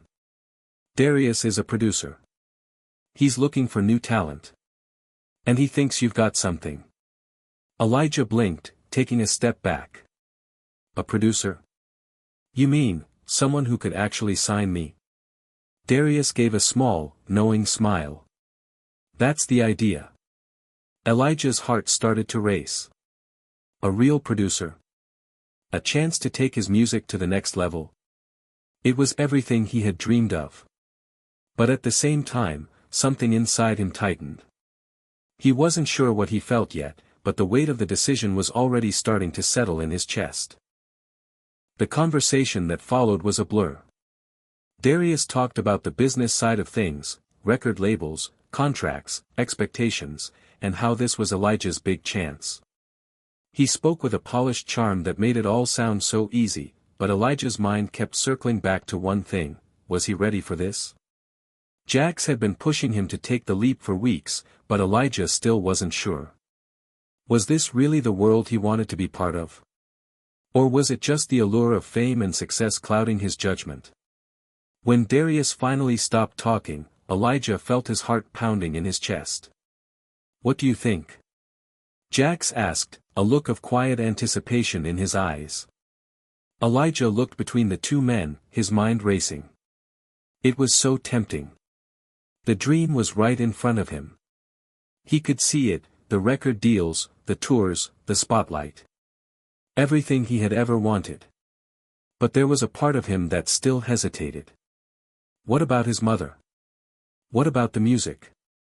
What about the raw, unrefined sound that he had found in the underground jam sessions? Later that night, after everyone had gone home, Elijah stood in front of the mirror in his room, the violin resting on his bed. He hadn't touched it since the meeting. He didn't know what to think, didn't know what to do. His mind kept flashing between two worlds. On one hand, there was the glamour of a professional music career, the validation of making it big. On the other hand, there was the raw freedom of the underground scene, the authenticity of playing just for the love of it. The pressure was suffocating. What if he chose the wrong path? He spent hours tossing and turning, unable to sleep. His thoughts spiraled, and the weight of the decision felt heavier with each passing second. The next morning, as the sun began to rise, Elijah went for a walk. He needed to clear his head. He didn't go far, just around the block, but the cool morning air helped calm his mind. As he walked, his phone buzzed. It was a text from his mom. "I've been thinking about what you said last night. I know you're passionate about the violin. But don't forget to be true to yourself. Don't chase the fame. Chasing the music, that's what matters. Don't let anyone make you forget that." Her words hit him harder than he expected. He had been so caught up in the idea of making it that he had lost sight of what mattered most, the music. It wasn't about the spotlight or the record deals. It was about playing for the joy of playing, for the truth in the sound. Elijah stood still on the sidewalk, letting the words sink in. His mother had always been his biggest supporter, and he realized just how much he had leaned on her for guidance. The answer was clear now. But it wasn't an easy choice. He had been offered the chance of a lifetime, but was he willing to trade his authenticity for it? The next day, he went to the club again, this time to meet with Jax and Darius one last time. As he walked through the door, he noticed a different atmosphere. There was no loud chatter, no loud trumpet calls from the back. Everything felt quieter, almost like the room was holding its breath for his decision. Jax and Darius were sitting at a table near the back. Jax looked up when Elijah entered. You make your choice yet? He asked. Elijah hesitated. This was the moment. His hands clenched slightly, and his heart pounded in his chest. I'm not going to sign, he said, his voice steady but resolute. I'm not ready for that world yet. I still have too much to learn. I want to keep playing for the right reasons, for the music itself. Darius raised an eyebrow, but Jax just nodded, a small smile creeping onto his face. You sure? Darius asked. You know this could have been a big break. Elijah nodded. I'm sure. Thanks for the opportunity, but I've got a different path to follow. As he left the club, Elijah felt the weight of the decision lift off his shoulders. It wasn't the easiest choice, and it might not be the one that would bring the fastest success. But it was his choice. And for the first time in a long while, he felt like he had made the right one. The days following his decision to reject the offer from Darius were a strange mix of relief and uncertainty. Elijah knew deep down that he had done the right thing, but the path ahead still felt blurry. He wasn't naive enough to think that success in the music world came without sacrifice, but he also wasn't willing to lose the very thing he loved about music, the authenticity. His mother's words echoed in his head constantly, chase the music, Elijah. Don't get lost in the fame. As he walked through the streets of the city, violin case in hand, he felt the weight of the world on his shoulders. He wasn't sure where this road would lead, but he knew he had to keep walking it, one step at a time. The following weeks were spent mostly in the basement, where Elijah would practice tirelessly. He tried to play the songs that had inspired him, old jazz standards, soulful blues, and even some classical pieces. The idea was to immerse himself in as much music as possible, to become a student of sound. However, something was missing. The energy of the underground jam sessions, the rawness of the impromptu collaborations, those were the things that kept his spirit alive. Without those, his playing felt stagnant. Even though the violin had been his escape, the absence of those jam sessions left him feeling more isolated. Man, you really need to get back out there, Jack said one afternoon, appearing at Elijah's door without warning. I can tell you've been holed up in here for weeks. You can't let yourself get lost in your own head, bro. The music's out there, not in here. Elijah nodded slowly. He knew Jax was right. It wasn't enough to just practice, he needed to connect with others. It wasn't just about technique, it was about the shared experience, the exchange of energy between musicians. That night, Elijah found himself standing outside a small, unmarked door in a back alley. The place was familiar, but different. It was a smaller, more intimate venue than the club where he'd first met Darius, a place where musicians gathered just to play, no pressure, no contracts, just the love of the craft. As he stepped inside, the familiar hum of instruments filled the air, but this time there was no structured performance. It was chaos, but the good kind, musicians scattered around, tuning, warming up, chatting. Hey, Elijah. You made it, a voice called out. It was one of the saxophonists from the jam sessions, a guy named Wes who always brought a great energy to the group. Yeah, I'm back. I needed to, Elijah said, his voice a little unsure. It had been a while since he'd played with this kind of crowd. Wes slapped him on the back. Don't worry, man. We're here to just play. No expectations. Elijah smiled. Yeah, that's what I need. The music that night was different from what he was used to. It was raw, unrefined, and imperfect, but that was the beauty of it. There was no pressure to sound polished or professional. The music was alive, unpredictable, and freeing. Elijah felt the familiar fire building up inside him as the rhythm section began to settle into a groove. He grabbed his violin and stepped into the circle, uncertain at first, but quickly realizing that this was exactly where he needed to be. He started to play, and his fingers found their way across the strings, following the pulse of the bass, syncing with the horns. It wasn't long before he lost track of time. The music moved through him, and he could feel himself pushing forward, growing stronger with each note, each riff, each solo. By the end of the night, Elijah was exhausted but elated. He hadn't realized how much he had missed this, the freedom of playing with people who didn't care about contracts or fame, who just wanted to create something beautiful together. It wasn't about being the best, it was about the connection, the collaboration. As the last notes of the session died out, Jax came over with a grin. "See? I told you, man. This is where the magic happens. This is what keeps us going." Elijah nodded, his chest still warm from the music. "Yeah, this is what it's all about." Over the next few months, Elijah continued to show up at these late-night sessions, honing his skills and pushing his limits. The more he played, the more he realized that he was becoming a different kind of musician, not someone who was just looking for fame, but someone who was truly learning the craft, connecting with others, and living in the moment. He was still young, and the road ahead wasn't clear. But with every note he played, Elijah felt like he was closer to understanding who he was as an artist. But the outside world wasn't going to let him forget about the industry for long. One afternoon, while Elijah was in his room practicing a difficult piece, his phone rang. He didn't recognize the number.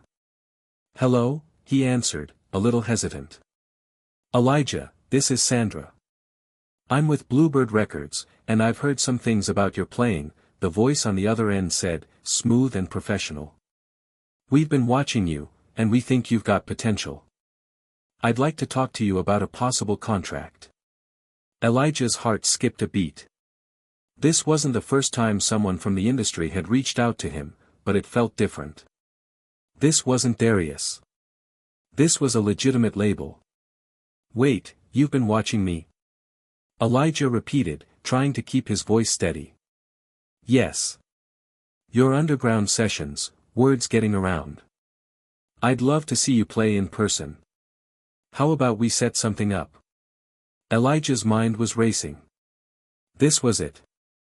Another opportunity, another crossroads.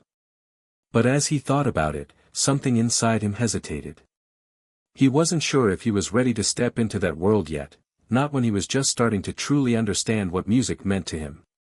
He took a deep breath. "I appreciate the offer, Sandra. But right now, I'm focused on something different. I want to keep playing, but I'm not ready to sign anything just yet." There was a pause on the other end of the line. "I understand," Sandra said, though her voice was tinged with disappointment. "Keep us in mind, Elijah. You know where to find us." After hanging up, Elijah sat on his bed, staring at his phone. He knew it was a risk, turning down such an opportunity. But he had learned something important over the past few months: the music had to come first. If he wasn't true to himself, what was the point of any of it? And for the first time in a long while, Elijah felt a sense of peace. He didn't need to rush into anything. The road ahead might be long and uncertain, but that was the way it was supposed to be. The journey, after all, was just as important as the destination. Elijah stood at the edge of the stage, feeling the nervous energy ripple through his body. The dim lights of the small club bathed him in a soft glow, the crowd murmuring in anticipation. This was different. This wasn't just another jam session with friends. This was his chance to prove to himself, and to everyone else, that he belonged on that stage. For weeks now, Elijah had been practicing harder than ever before. His fingers had bled over the strings, his muscles had ached, but he had never been more focused. The music had consumed him, and every practice felt like he was unlocking a part of himself he hadn't known existed. But now, standing here, the stakes felt higher than they ever had before. The club had been buzzing with excitement for days. The word had gotten out that Elijah was going to perform, and while some of the old regulars were excited to see him play, others were skeptical. Could a 12-year-old really hold his own in a setting like this? Elijah had heard the whispers. He knew the expectations were high. "Hey, you alright?" Jax's voice broke through his thoughts. He had appeared beside him, offering a reassuring smile. Elijah nodded, but inside, his heart was racing. "Yeah, just a little nervous." Jax clapped him on the shoulder. Nervous is good, man. It means you care. Just remember, you've got this. Play from your heart, and everything else will fall into place. Elijah took a deep breath, steadying himself. He had been through countless jam sessions and small performances, but this one felt different. This was his moment. As the last performer finished and the crowd's applause began to fade, Elijah stepped forward onto the stage. The spotlight hit him immediately, and he was suddenly aware of how many eyes were on him. The hum of the crowd grew quieter as the musicians on stage began to settle into their places. The drummer tapped the rim of his snare, signaling the start of the performance. The bass player nodded at Elijah, the unspoken signal that it was his turn to take charge. The moment had arrived. The first note he played was shaky, an instinctual reaction to the nerves creeping up on him, but he quickly recovered, finding his footing. The familiar feeling of the violin in his hands grounded him. His bow moved across the strings with increasing confidence, and the haunting melody began to flow through him. The sound seemed to fill the room, carrying with it the weight of all his dreams, all his doubts, and all his practice. The musicians around him joined in, effortlessly blending their instruments with his. The rhythm section laid down a steady foundation, and the horns weaved in and out of the melody. It was one of those moments where the music felt alive, as if it were guiding them all, pulling them deeper into the moment. Elijah's fingers flew over the strings, and as he played, he felt the music move through him in ways he had never experienced before. It wasn't just about playing the notes anymore, it was about telling a story. A story of struggle, of hope, of discovery. It was a conversation between him and the band, a dialogue with the audience that transcended words. Halfway through the performance, something unexpected happened. The crowd, which had initially been reserved, began to stir. Elijah's heart skipped a beat as he noticed people nodding along with the rhythm, tapping their feet, and even clapping to the beat. There was an energy in the room that he hadn't felt before, an excitement building with each passing second. He took a deep breath and let go. This was it, this was the breakthrough he had been waiting for. He wasn't playing for approval anymore. He wasn't trying to prove anything to anyone.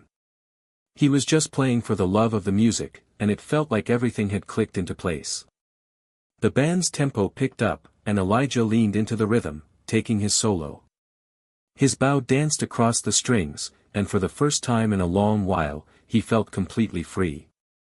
It was like he was in his own world, but the world around him was in perfect harmony with his playing. Each note was a reflection of everything he had been through, the trials, the doubts, the perseverance. The crowd's applause grew louder as Elijah finished his solo, and he couldn't help but smile. This wasn't just a performance, this was a moment of personal triumph. He had stepped into his own as a musician, as an artist. When the final note echoed through the club, the audience went wild. The sound of clapping and cheers filled the space, and Elijah stood there, a little out of breath, his heart pounding in his chest. He had done it. He had truly done it. Jax was the first to reach him. "See, I told you, man," he said, a grin spreading across his face. "You were amazing. You owned that stage." Elijah looked out at the crowd, his chest swelling with pride. For the first time, he felt like he wasn't just playing for himself. He was playing for everyone in that room, for everyone who had supported him along the way. As the audience continued to applaud, Elijah stepped off the stage and made his way back to the side of the room, where his violin case was waiting. He had done it. This was his breakthrough. Later that night, after the performance, the club was buzzing with energy. Musicians crowded around Elijah, offering congratulations, shaking his hand, and expressing how impressed they were. It felt surreal to him. These were the same people who had once doubted his abilities, who had questioned whether a 12-year-old could ever stand up to the seasoned musicians in the scene. But now, they saw him as one of their own. As he sat with Jax at a table near the back, Elijah couldn't wipe the smile off his face. "This is insane," he said, still processing everything. "I can't believe that just happened." Jax laughed, raising his glass in a small toast. You earned every second of it, man. This is just the beginning. Elijah's mind was racing. He had worked so hard to get here, and now it felt like he was on the verge of something bigger. But at the same time, he knew this wasn't the end of the road. This was just another step in his journey. He looked out over the crowd once more, a deep sense of fulfillment settling in his chest. He had done it. He had found his voice, and he had shared it with the world. But there was still so much more to come. And Elijah was ready to face it all. The days following Elijah's performance felt like a whirlwind. The music world was buzzing with excitement, and word of his talent was spreading like wildfire. The small club gig had opened the door to bigger opportunities, and now people were beginning to notice him in ways he never imagined. The phone calls from industry professionals had started rolling in again, but this time, it felt different. There were offers. There were expectations. Sandra from Bluebird Records had called him back, offering a meeting to discuss a potential deal. There were whispers of other labels that wanted to see him perform, and even some local festivals wanted him to headline. It was more than Elijah had ever dreamed of, but with every new offer, the weight of what was to come started to settle on his shoulders.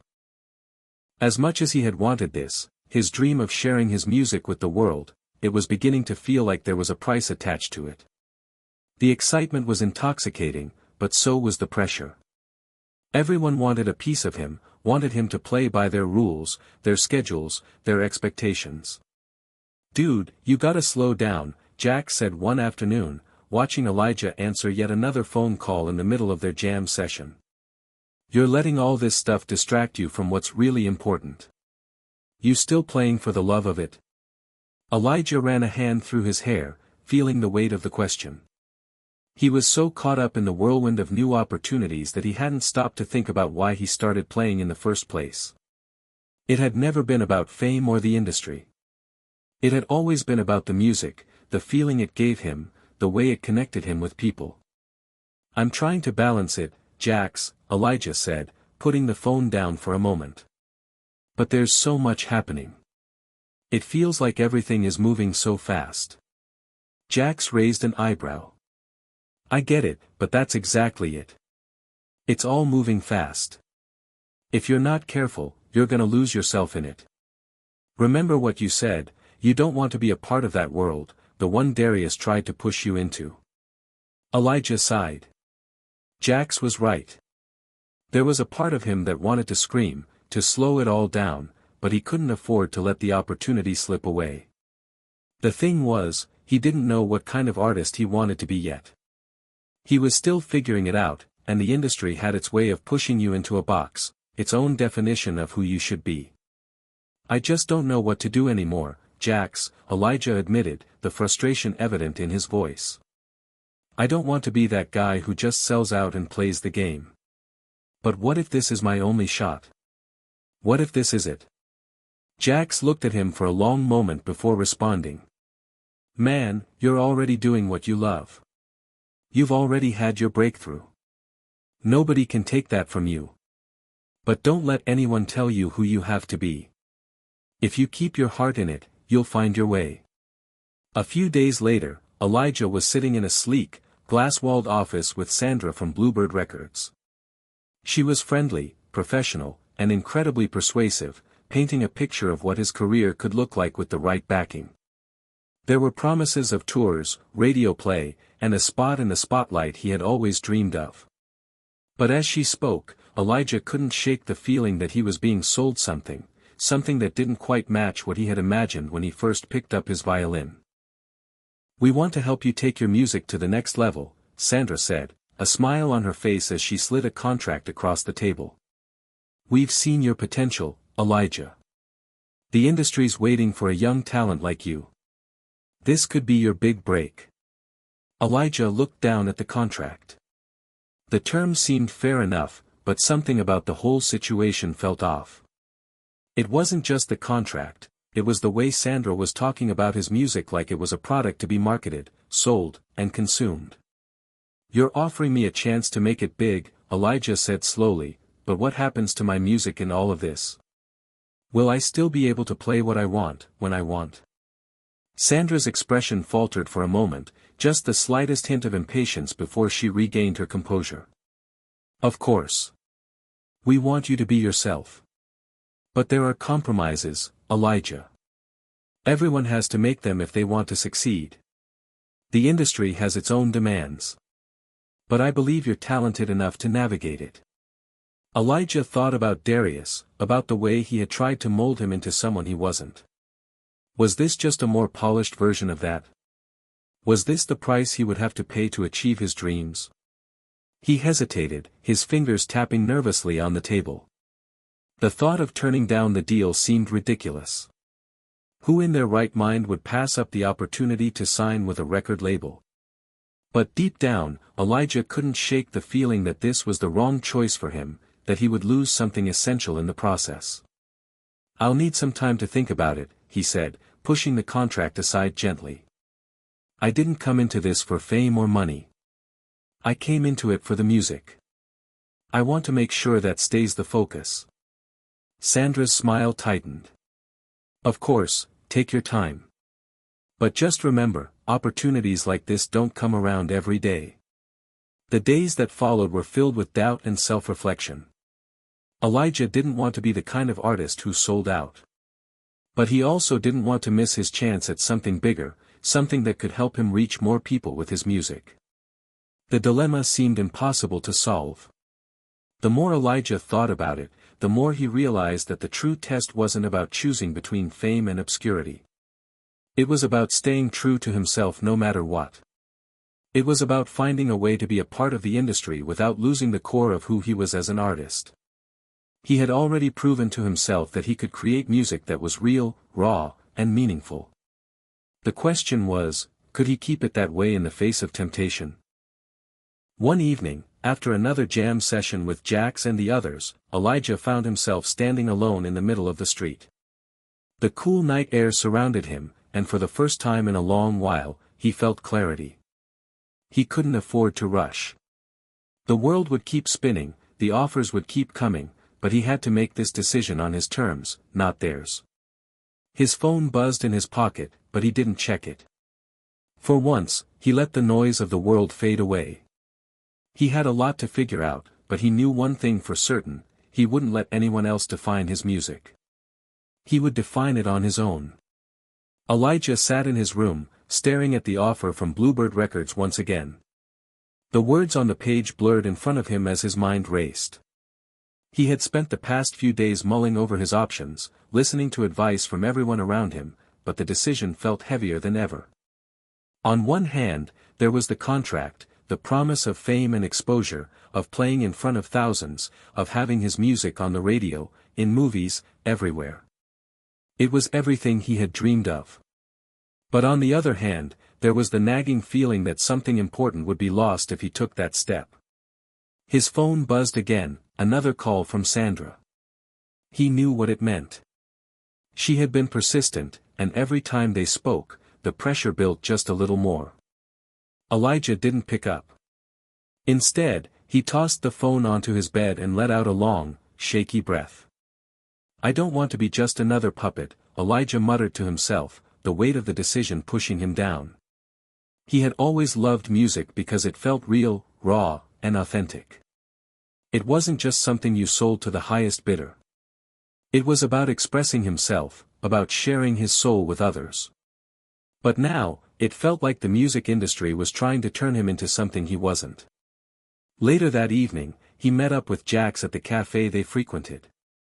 Elijah hadn't been this quiet in days, and Jax noticed it immediately. What's going on, man? Jax asked, leaning back in his chair, eyes narrowed. You've been on edge all week. Elijah let out a deep sigh and looked at his best friend, the person who had seen him at his most vulnerable. I got the deal, he said, his voice barely above a whisper. Sandra from Bluebird, she wants to sign me. She says it'll change everything. Jax raised an eyebrow. Well, that sounds like what you've been dreaming of, right? Big record deal, tours, radio play. What's the problem? The problem is that I don't know if I want to be that guy, Elijah replied, his voice thick with uncertainty. I'm not sure if I can be true to myself in that world. They want me to be something I'm not. They want to mold me into this product. I don't want to just be another kid on the radio. I want to make music that means something. Jax leaned forward, his expression serious. Dude, I get it. You've worked so hard to get here, and now that you're at the threshold of it all, you're wondering if it's worth losing your soul for it. But here's the thing, Elijah, no one can take your music away from you unless you let them. If you stay true to who you are, there's no way anyone can control your sound. I want to believe that, Elijah said, his voice cracking. But what if they're right? What if this is what I need to do to get my music out there? What if I'm just being naive? Jax shook his head. You've already proven yourself. You don't need anyone's permission to be great. All you need to do is stay grounded, stay focused, and never lose sight of why you started playing in the first place.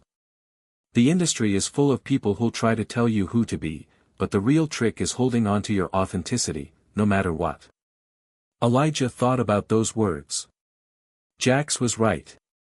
He had started playing music because he loved it, because it was a way to express himself when words didn't seem enough. He couldn't let anyone take that from him, not even if it meant losing out on fame or fortune. The next day, Elijah made his way to the Bluebird Records office. His stomach churned as he entered the sleek building. This was it, the moment that would decide everything.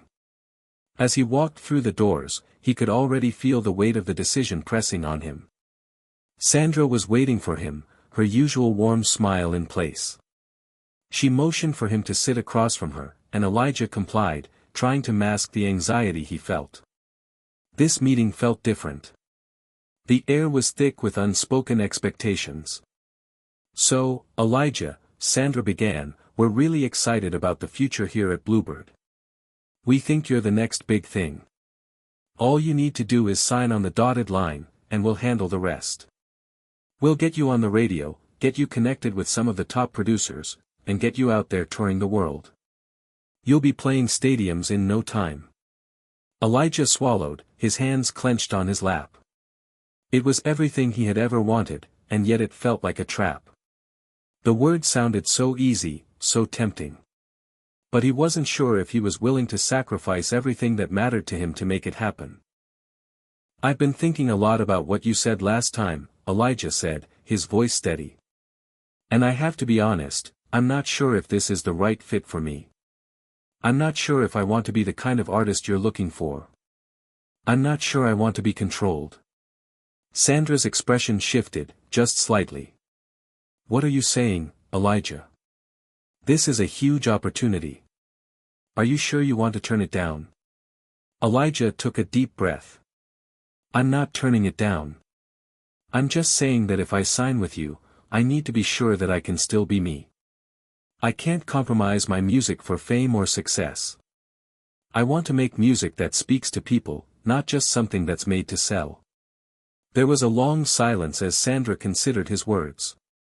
Finally, she spoke, her tone much more serious now. You know, the music business isn't about just making art. It's a business.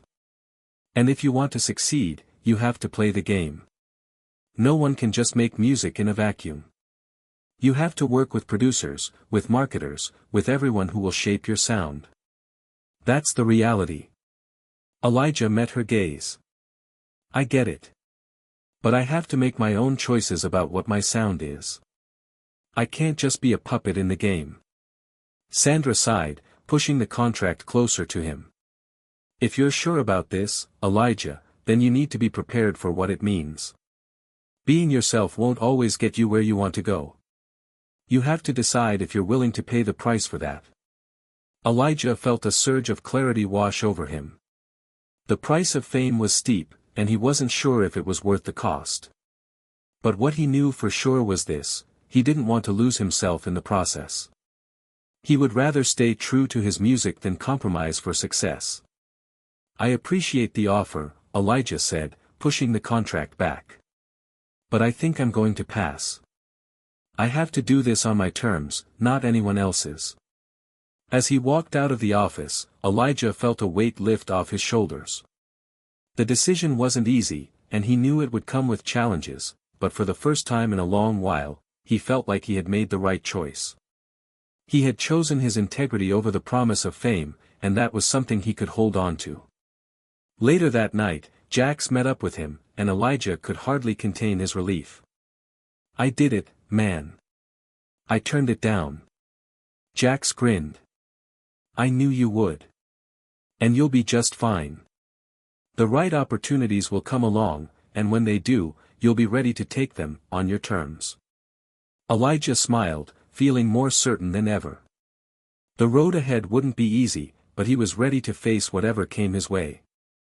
He was going to make music for the right reasons, and that was all that mattered. Elijah's decision to turn down the record deal felt like both a weight lifted and a mountain to climb. He knew it was the right choice for his artistic integrity, but now the real challenge began. Without the backing of a big label, the path forward felt uncertain. How would he reach people without the vast resources of Bluebird Records? How could he stay true to his sound while still building the career he'd always dreamed of? For days, Elijah was consumed by these questions. He had no manager, no publicist, no team behind him. It was just him, his violin, and the few people who still believed in his music. Jax had his back, as always, but even Jax was unsure about how they would move forward. "Maybe it's time we start small, Elijah," Jax said one evening as they sat in the cafe where they had spent so many hours discussing the future. "You don't need to conquer the world in one day. Let's see what happens when we take this one step at a time. You've already got the talent, now it's about finding your audience." Elijah nodded, taking in the advice. Jax was right. It wasn't about rushing into the limelight. It was about building something real, piece by piece. He had always loved performing live, connecting with people through music, and maybe that was the best way to start, one show at a time. That weekend, Elijah decided to take a bold step. He organized a small, intimate concert at a local coffeehouse, just him and his violin. No flashy lights, no big promotions, just raw, unfiltered music. He reached out to his small but loyal following on social media, inviting them to join him for the event. He posted an acoustic version of one of his original pieces, hoping it would draw in a crowd. To his surprise, the response was overwhelming. Fans shared the post, friends spread the word, and soon the coffeehouse was full of people eager to hear Elijah play. There was a sense of community in the air, a feeling of authenticity that he hadn't realized he was missing. The people who showed up weren't there because they'd heard him on the radio or seen him on TV. They were there because they loved his music, because they connected with it. The night of the performance, Elijah stood in front of a small but enthusiastic crowd. His hands trembled as he picked up his violin, but it wasn't from nerves, it was from the realization that this was exactly where he was meant to be. The music swelled in the room, filling the space with emotion. He played with everything he had, letting every note speak for him. As the last note of his final piece hung in the air, the crowd erupted into applause, and Elijah's heart swelled with pride. This was what it was all about. It wasn't about record deals or fame. It was about connecting with people, sharing something real, and leaving an impact. After the show, people came up to him, congratulating him on his performance and telling him how much his music meant to them. A few even asked if he had any albums they could buy, which brought a smile to his face. He didn't have a record out yet, but the idea that his music could inspire others filled him with hope. "I think we've got something here, Elijah," Jax said as they packed up their things. "People are hungry for something real, something they can feel. You don't need to play the game to be successful. You just need to be you." Elijah felt the weight of Jax's words. This was the path forward, not the big label, not the empty promises of fame. He could build a career on his own terms, with the music he loved, and with the people who believed in him. He didn't need to sell his soul to make it. The next few weeks were a whirlwind of excitement and uncertainty. Elijah began booking more shows, small gigs at local venues, outdoor festivals, and intimate house concerts.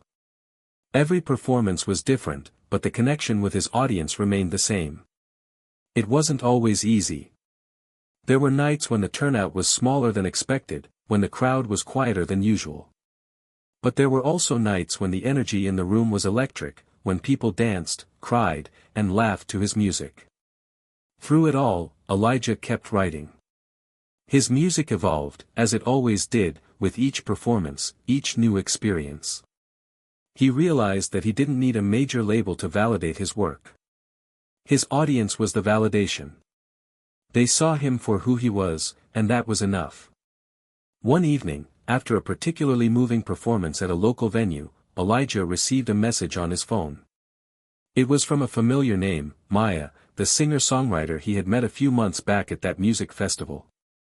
She had been in the crowd that night, and her message was brief but encouraging. "I love what you're doing. Let's collaborate sometime soon." Elijah smiled at the message. Maya had always been someone he respected. Her style was unique, raw, and deeply emotional. He had always dreamed of collaborating with other musicians who understood his sound, and now, here was an opportunity to do just that. Over the next few weeks, they exchanged ideas, and eventually, they arranged to meet in person to work on a few songs together. The collaboration was effortless. Maya's voice blended beautifully with Elijah's violin, creating a sound that was both haunting and uplifting. They worked late into the night, experimenting with different melodies, harmonies, and rhythms. Their collaboration quickly gained attention online. Fans who followed both Elijah and Maya shared their work on social media, spreading the word about the unique sound they had created. The response was overwhelming. People loved the raw emotion in their music, and it quickly became clear that this was something special. Elijah's decision to go his own way had led him to a place he never expected. He was still playing small venues, still writing his own music, but now he was creating something even more meaningful. His journey had taught him that success wasn't about signing a big deal or becoming famous. It was about staying true to yourself and building a community of people who appreciated the art for what it was. Music wasn't just a career, it was a way to connect, to heal, and to grow. He wasn't sure where this path would lead, but one thing was certain: he was no longer afraid. He was no longer trapped by the expectations of others. He was finally free to be the artist he always knew he could be. And with each new song, each new collaboration, each new audience, Elijah knew that he was exactly where he was supposed to be. Elijah was sitting at his desk late one evening, sipping his cold coffee, when a notification popped up on his phone. At first, it seemed like just another email from a fan or a random booking inquiry. But as he glanced at the subject line, "Invitation to perform at the East Coast Music Festival," his heart skipped a beat. The East Coast Music Festival was a major event. It was known for attracting thousands of music lovers, top industry professionals, and celebrities. It was a dream for any artist. A platform to reach a wider audience, to showcase talent on a scale Elijah had never experienced before.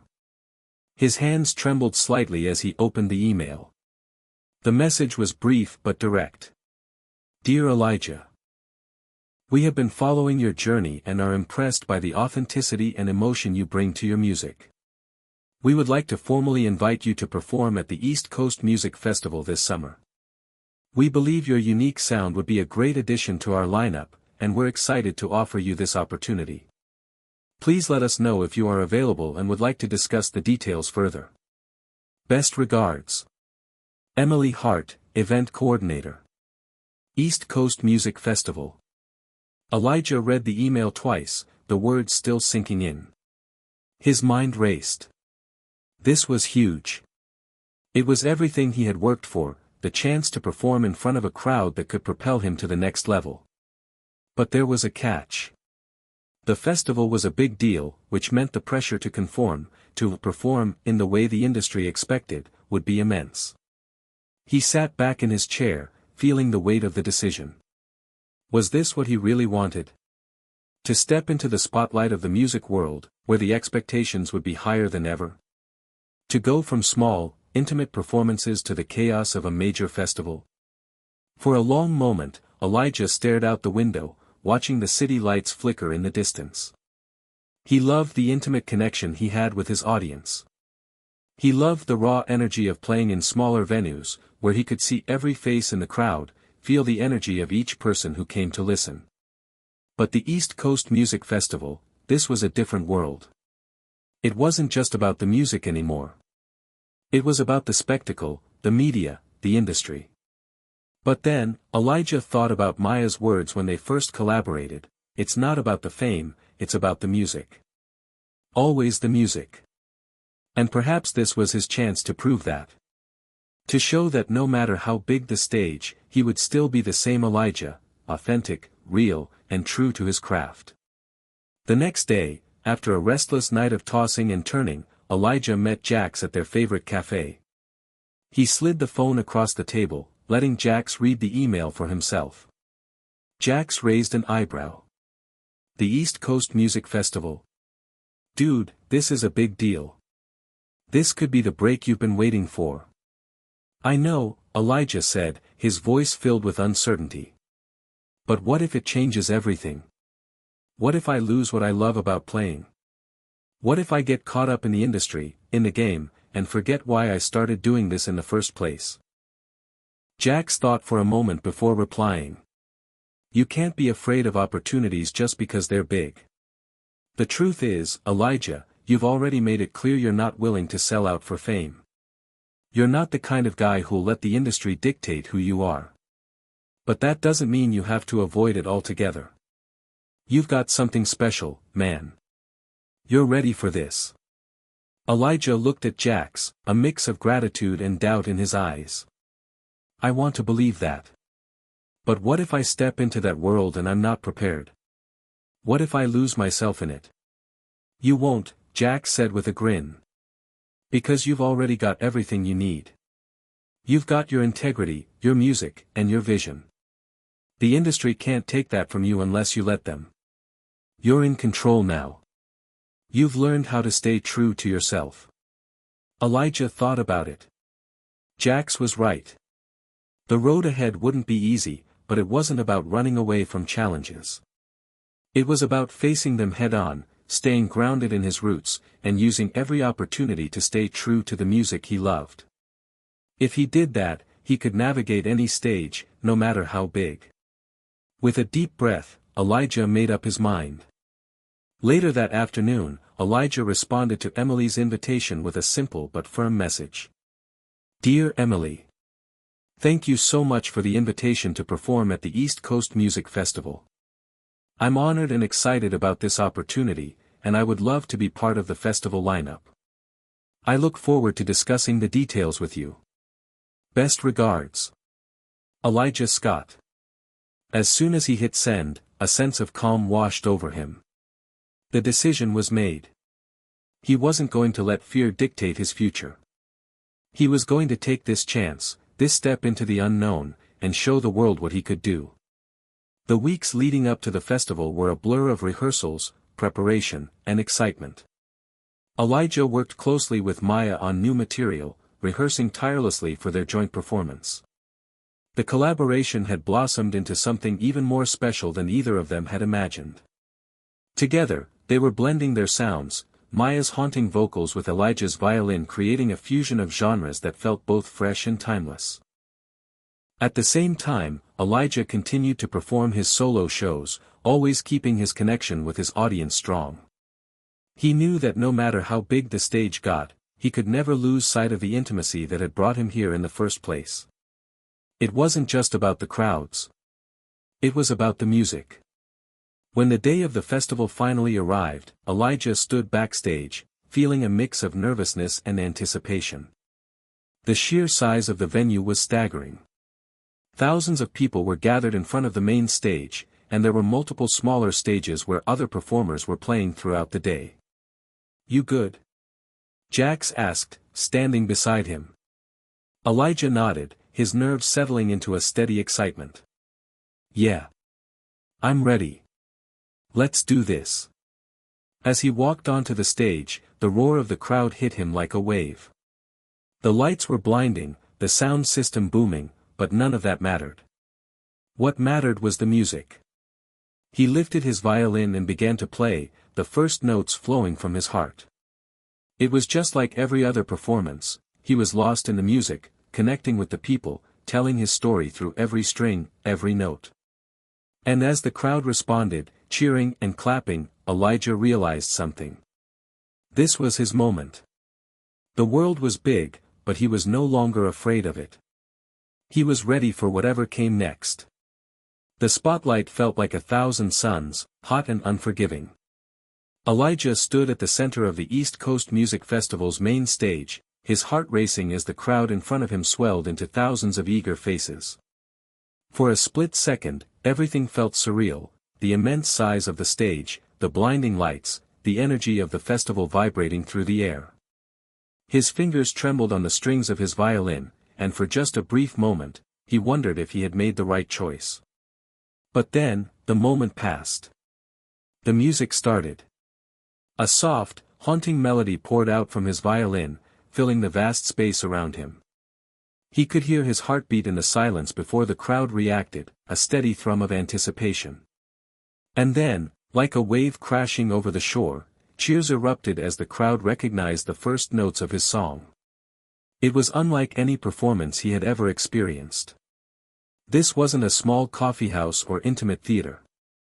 This was a massive festival, a sea of faces all waiting to hear what he had to offer. But the nerves that had once gripped him no longer held him captive. The music was his anchor. He played on, his bow dancing across the strings, weaving through the song as if the violin were an extension of his soul. He didn't need words, the music spoke for him.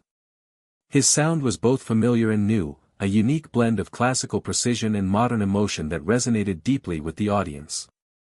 The crowd's energy mirrored his own, their enthusiasm rising with every note. Maya stood beside him on stage, her voice blending with his violin, harmonizing with the melody they had crafted together. Their collaboration was effortless, two artists feeding off each other's energy. As the song reached its crescendo, the crowd seemed to surge forward with excitement, and Elijah knew, without a doubt, that this was the moment he had been waiting for. When the last note hung in the air and faded into silence, the applause was deafening. Elijah's heart pounded in his chest, but there was no fear, no doubt, only a deep sense of fulfillment. He had made it. He had connected with thousands of people, and for once, the size of the crowd didn't overwhelm him. It made him feel more alive than ever. Backstage, as Elijah and Maya packed up their instruments, the adrenaline was still coursing through his veins. He couldn't stop smiling.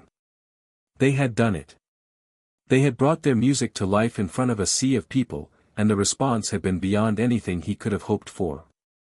"Man, you killed it," Jack said, clapping him on the back. "That was next-level stuff. The crowd was with you the whole way." Elijah smiled, wiping the sweat from his forehead. "I can't believe it. That felt surreal. It was everything I've ever wanted and more." Maya, her face flushed from the performance, nodded.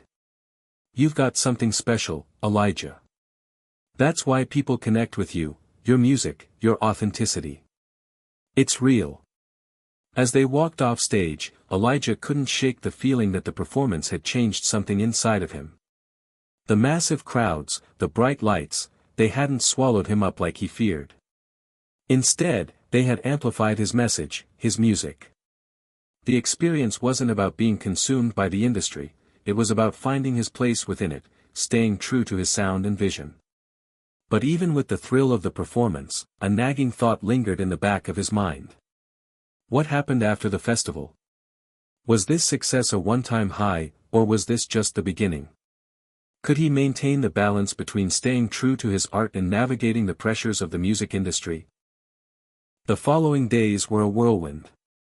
The buzz from his performance at the festival spread like wildfire on social media. Clips of his set went viral, and articles began to pop up on music blogs and websites, all praising his unique sound and the emotional depth of his performance. For the first time, Elijah found himself surrounded by industry professionals who had heard his music and wanted to collaborate. Record labels reached out, offering him contracts. Booking agents started discussing nationwide tours. It was everything he had dreamed of. The recognition, the opportunities, the praise, it was all right in front of him. But as the offers piled up, Elijah felt a familiar tension building inside him. This wasn't what he had been afraid of before. It wasn't the industry he feared, it was losing the thing he had worked so hard to protect, his authenticity. Jax noticed the change in him. "You okay, man?" he asked one evening as they sat in their usual spot at the cafe. "You've got the world at your feet, and yet, you're not exactly celebrating. What's going on?" Elijah sighed, running a hand through his hair. "I don't know, Jax. This is everything I've worked for, but it feels different now. All these offers, they're tempting, but I'm not sure if I want to play the game. I don't want to lose myself in all of this." Jax nodded thoughtfully. "I get it. It's a lot of pressure. But you've already proven something big. You're in control. If you don't want to sign a deal or go on a big tour, you don't have to. The choice is yours." Elijah looked out the window, his mind racing. He had dreamed of being on big stages, of having his music heard by millions, but now that it was within reach, he wasn't sure what it would cost him. Would he be able to keep making the music he loved, or would he be forced to compromise for the sake of success? A few weeks later, Elijah found himself in another meeting with Emily, the event coordinator for the East Coast Music Festival. She was smiling brightly, a contract in hand, ready to discuss the next steps. "Elijah, we've had such an incredible response to your performance. We want to offer you a full contract for next year's festival, along with a nationwide tour. You're going to be one of the top names in the industry." Elijah looked at the contract in front of him, the weight of the decision heavy in the air. This was the big break he had always dreamed of. It was everything he had worked for. But the question loomed large in his mind: was he ready to let go of the small, intimate performances that had defined his music so far? Would he be willing to sacrifice his artistic vision for fame and fortune? He placed the contract down on the table, his mind made up. "Thank you for the offer," Elijah said, his voice steady. "But I have to turn it down." Emily's smile faltered. "Are you sure?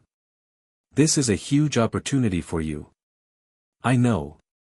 But my music, my connection with the audience, it's not something I want to lose. I've found a way to make this work without giving up who I am. I'm not ready to sign away my soul for a record deal or a tour." Emily nodded, her expression understanding. "I respect that. You've got something special, Elijah. And whatever path you choose, I believe you'll find success in your own way." As Elijah walked out of the meeting, he felt lighter than he had in weeks.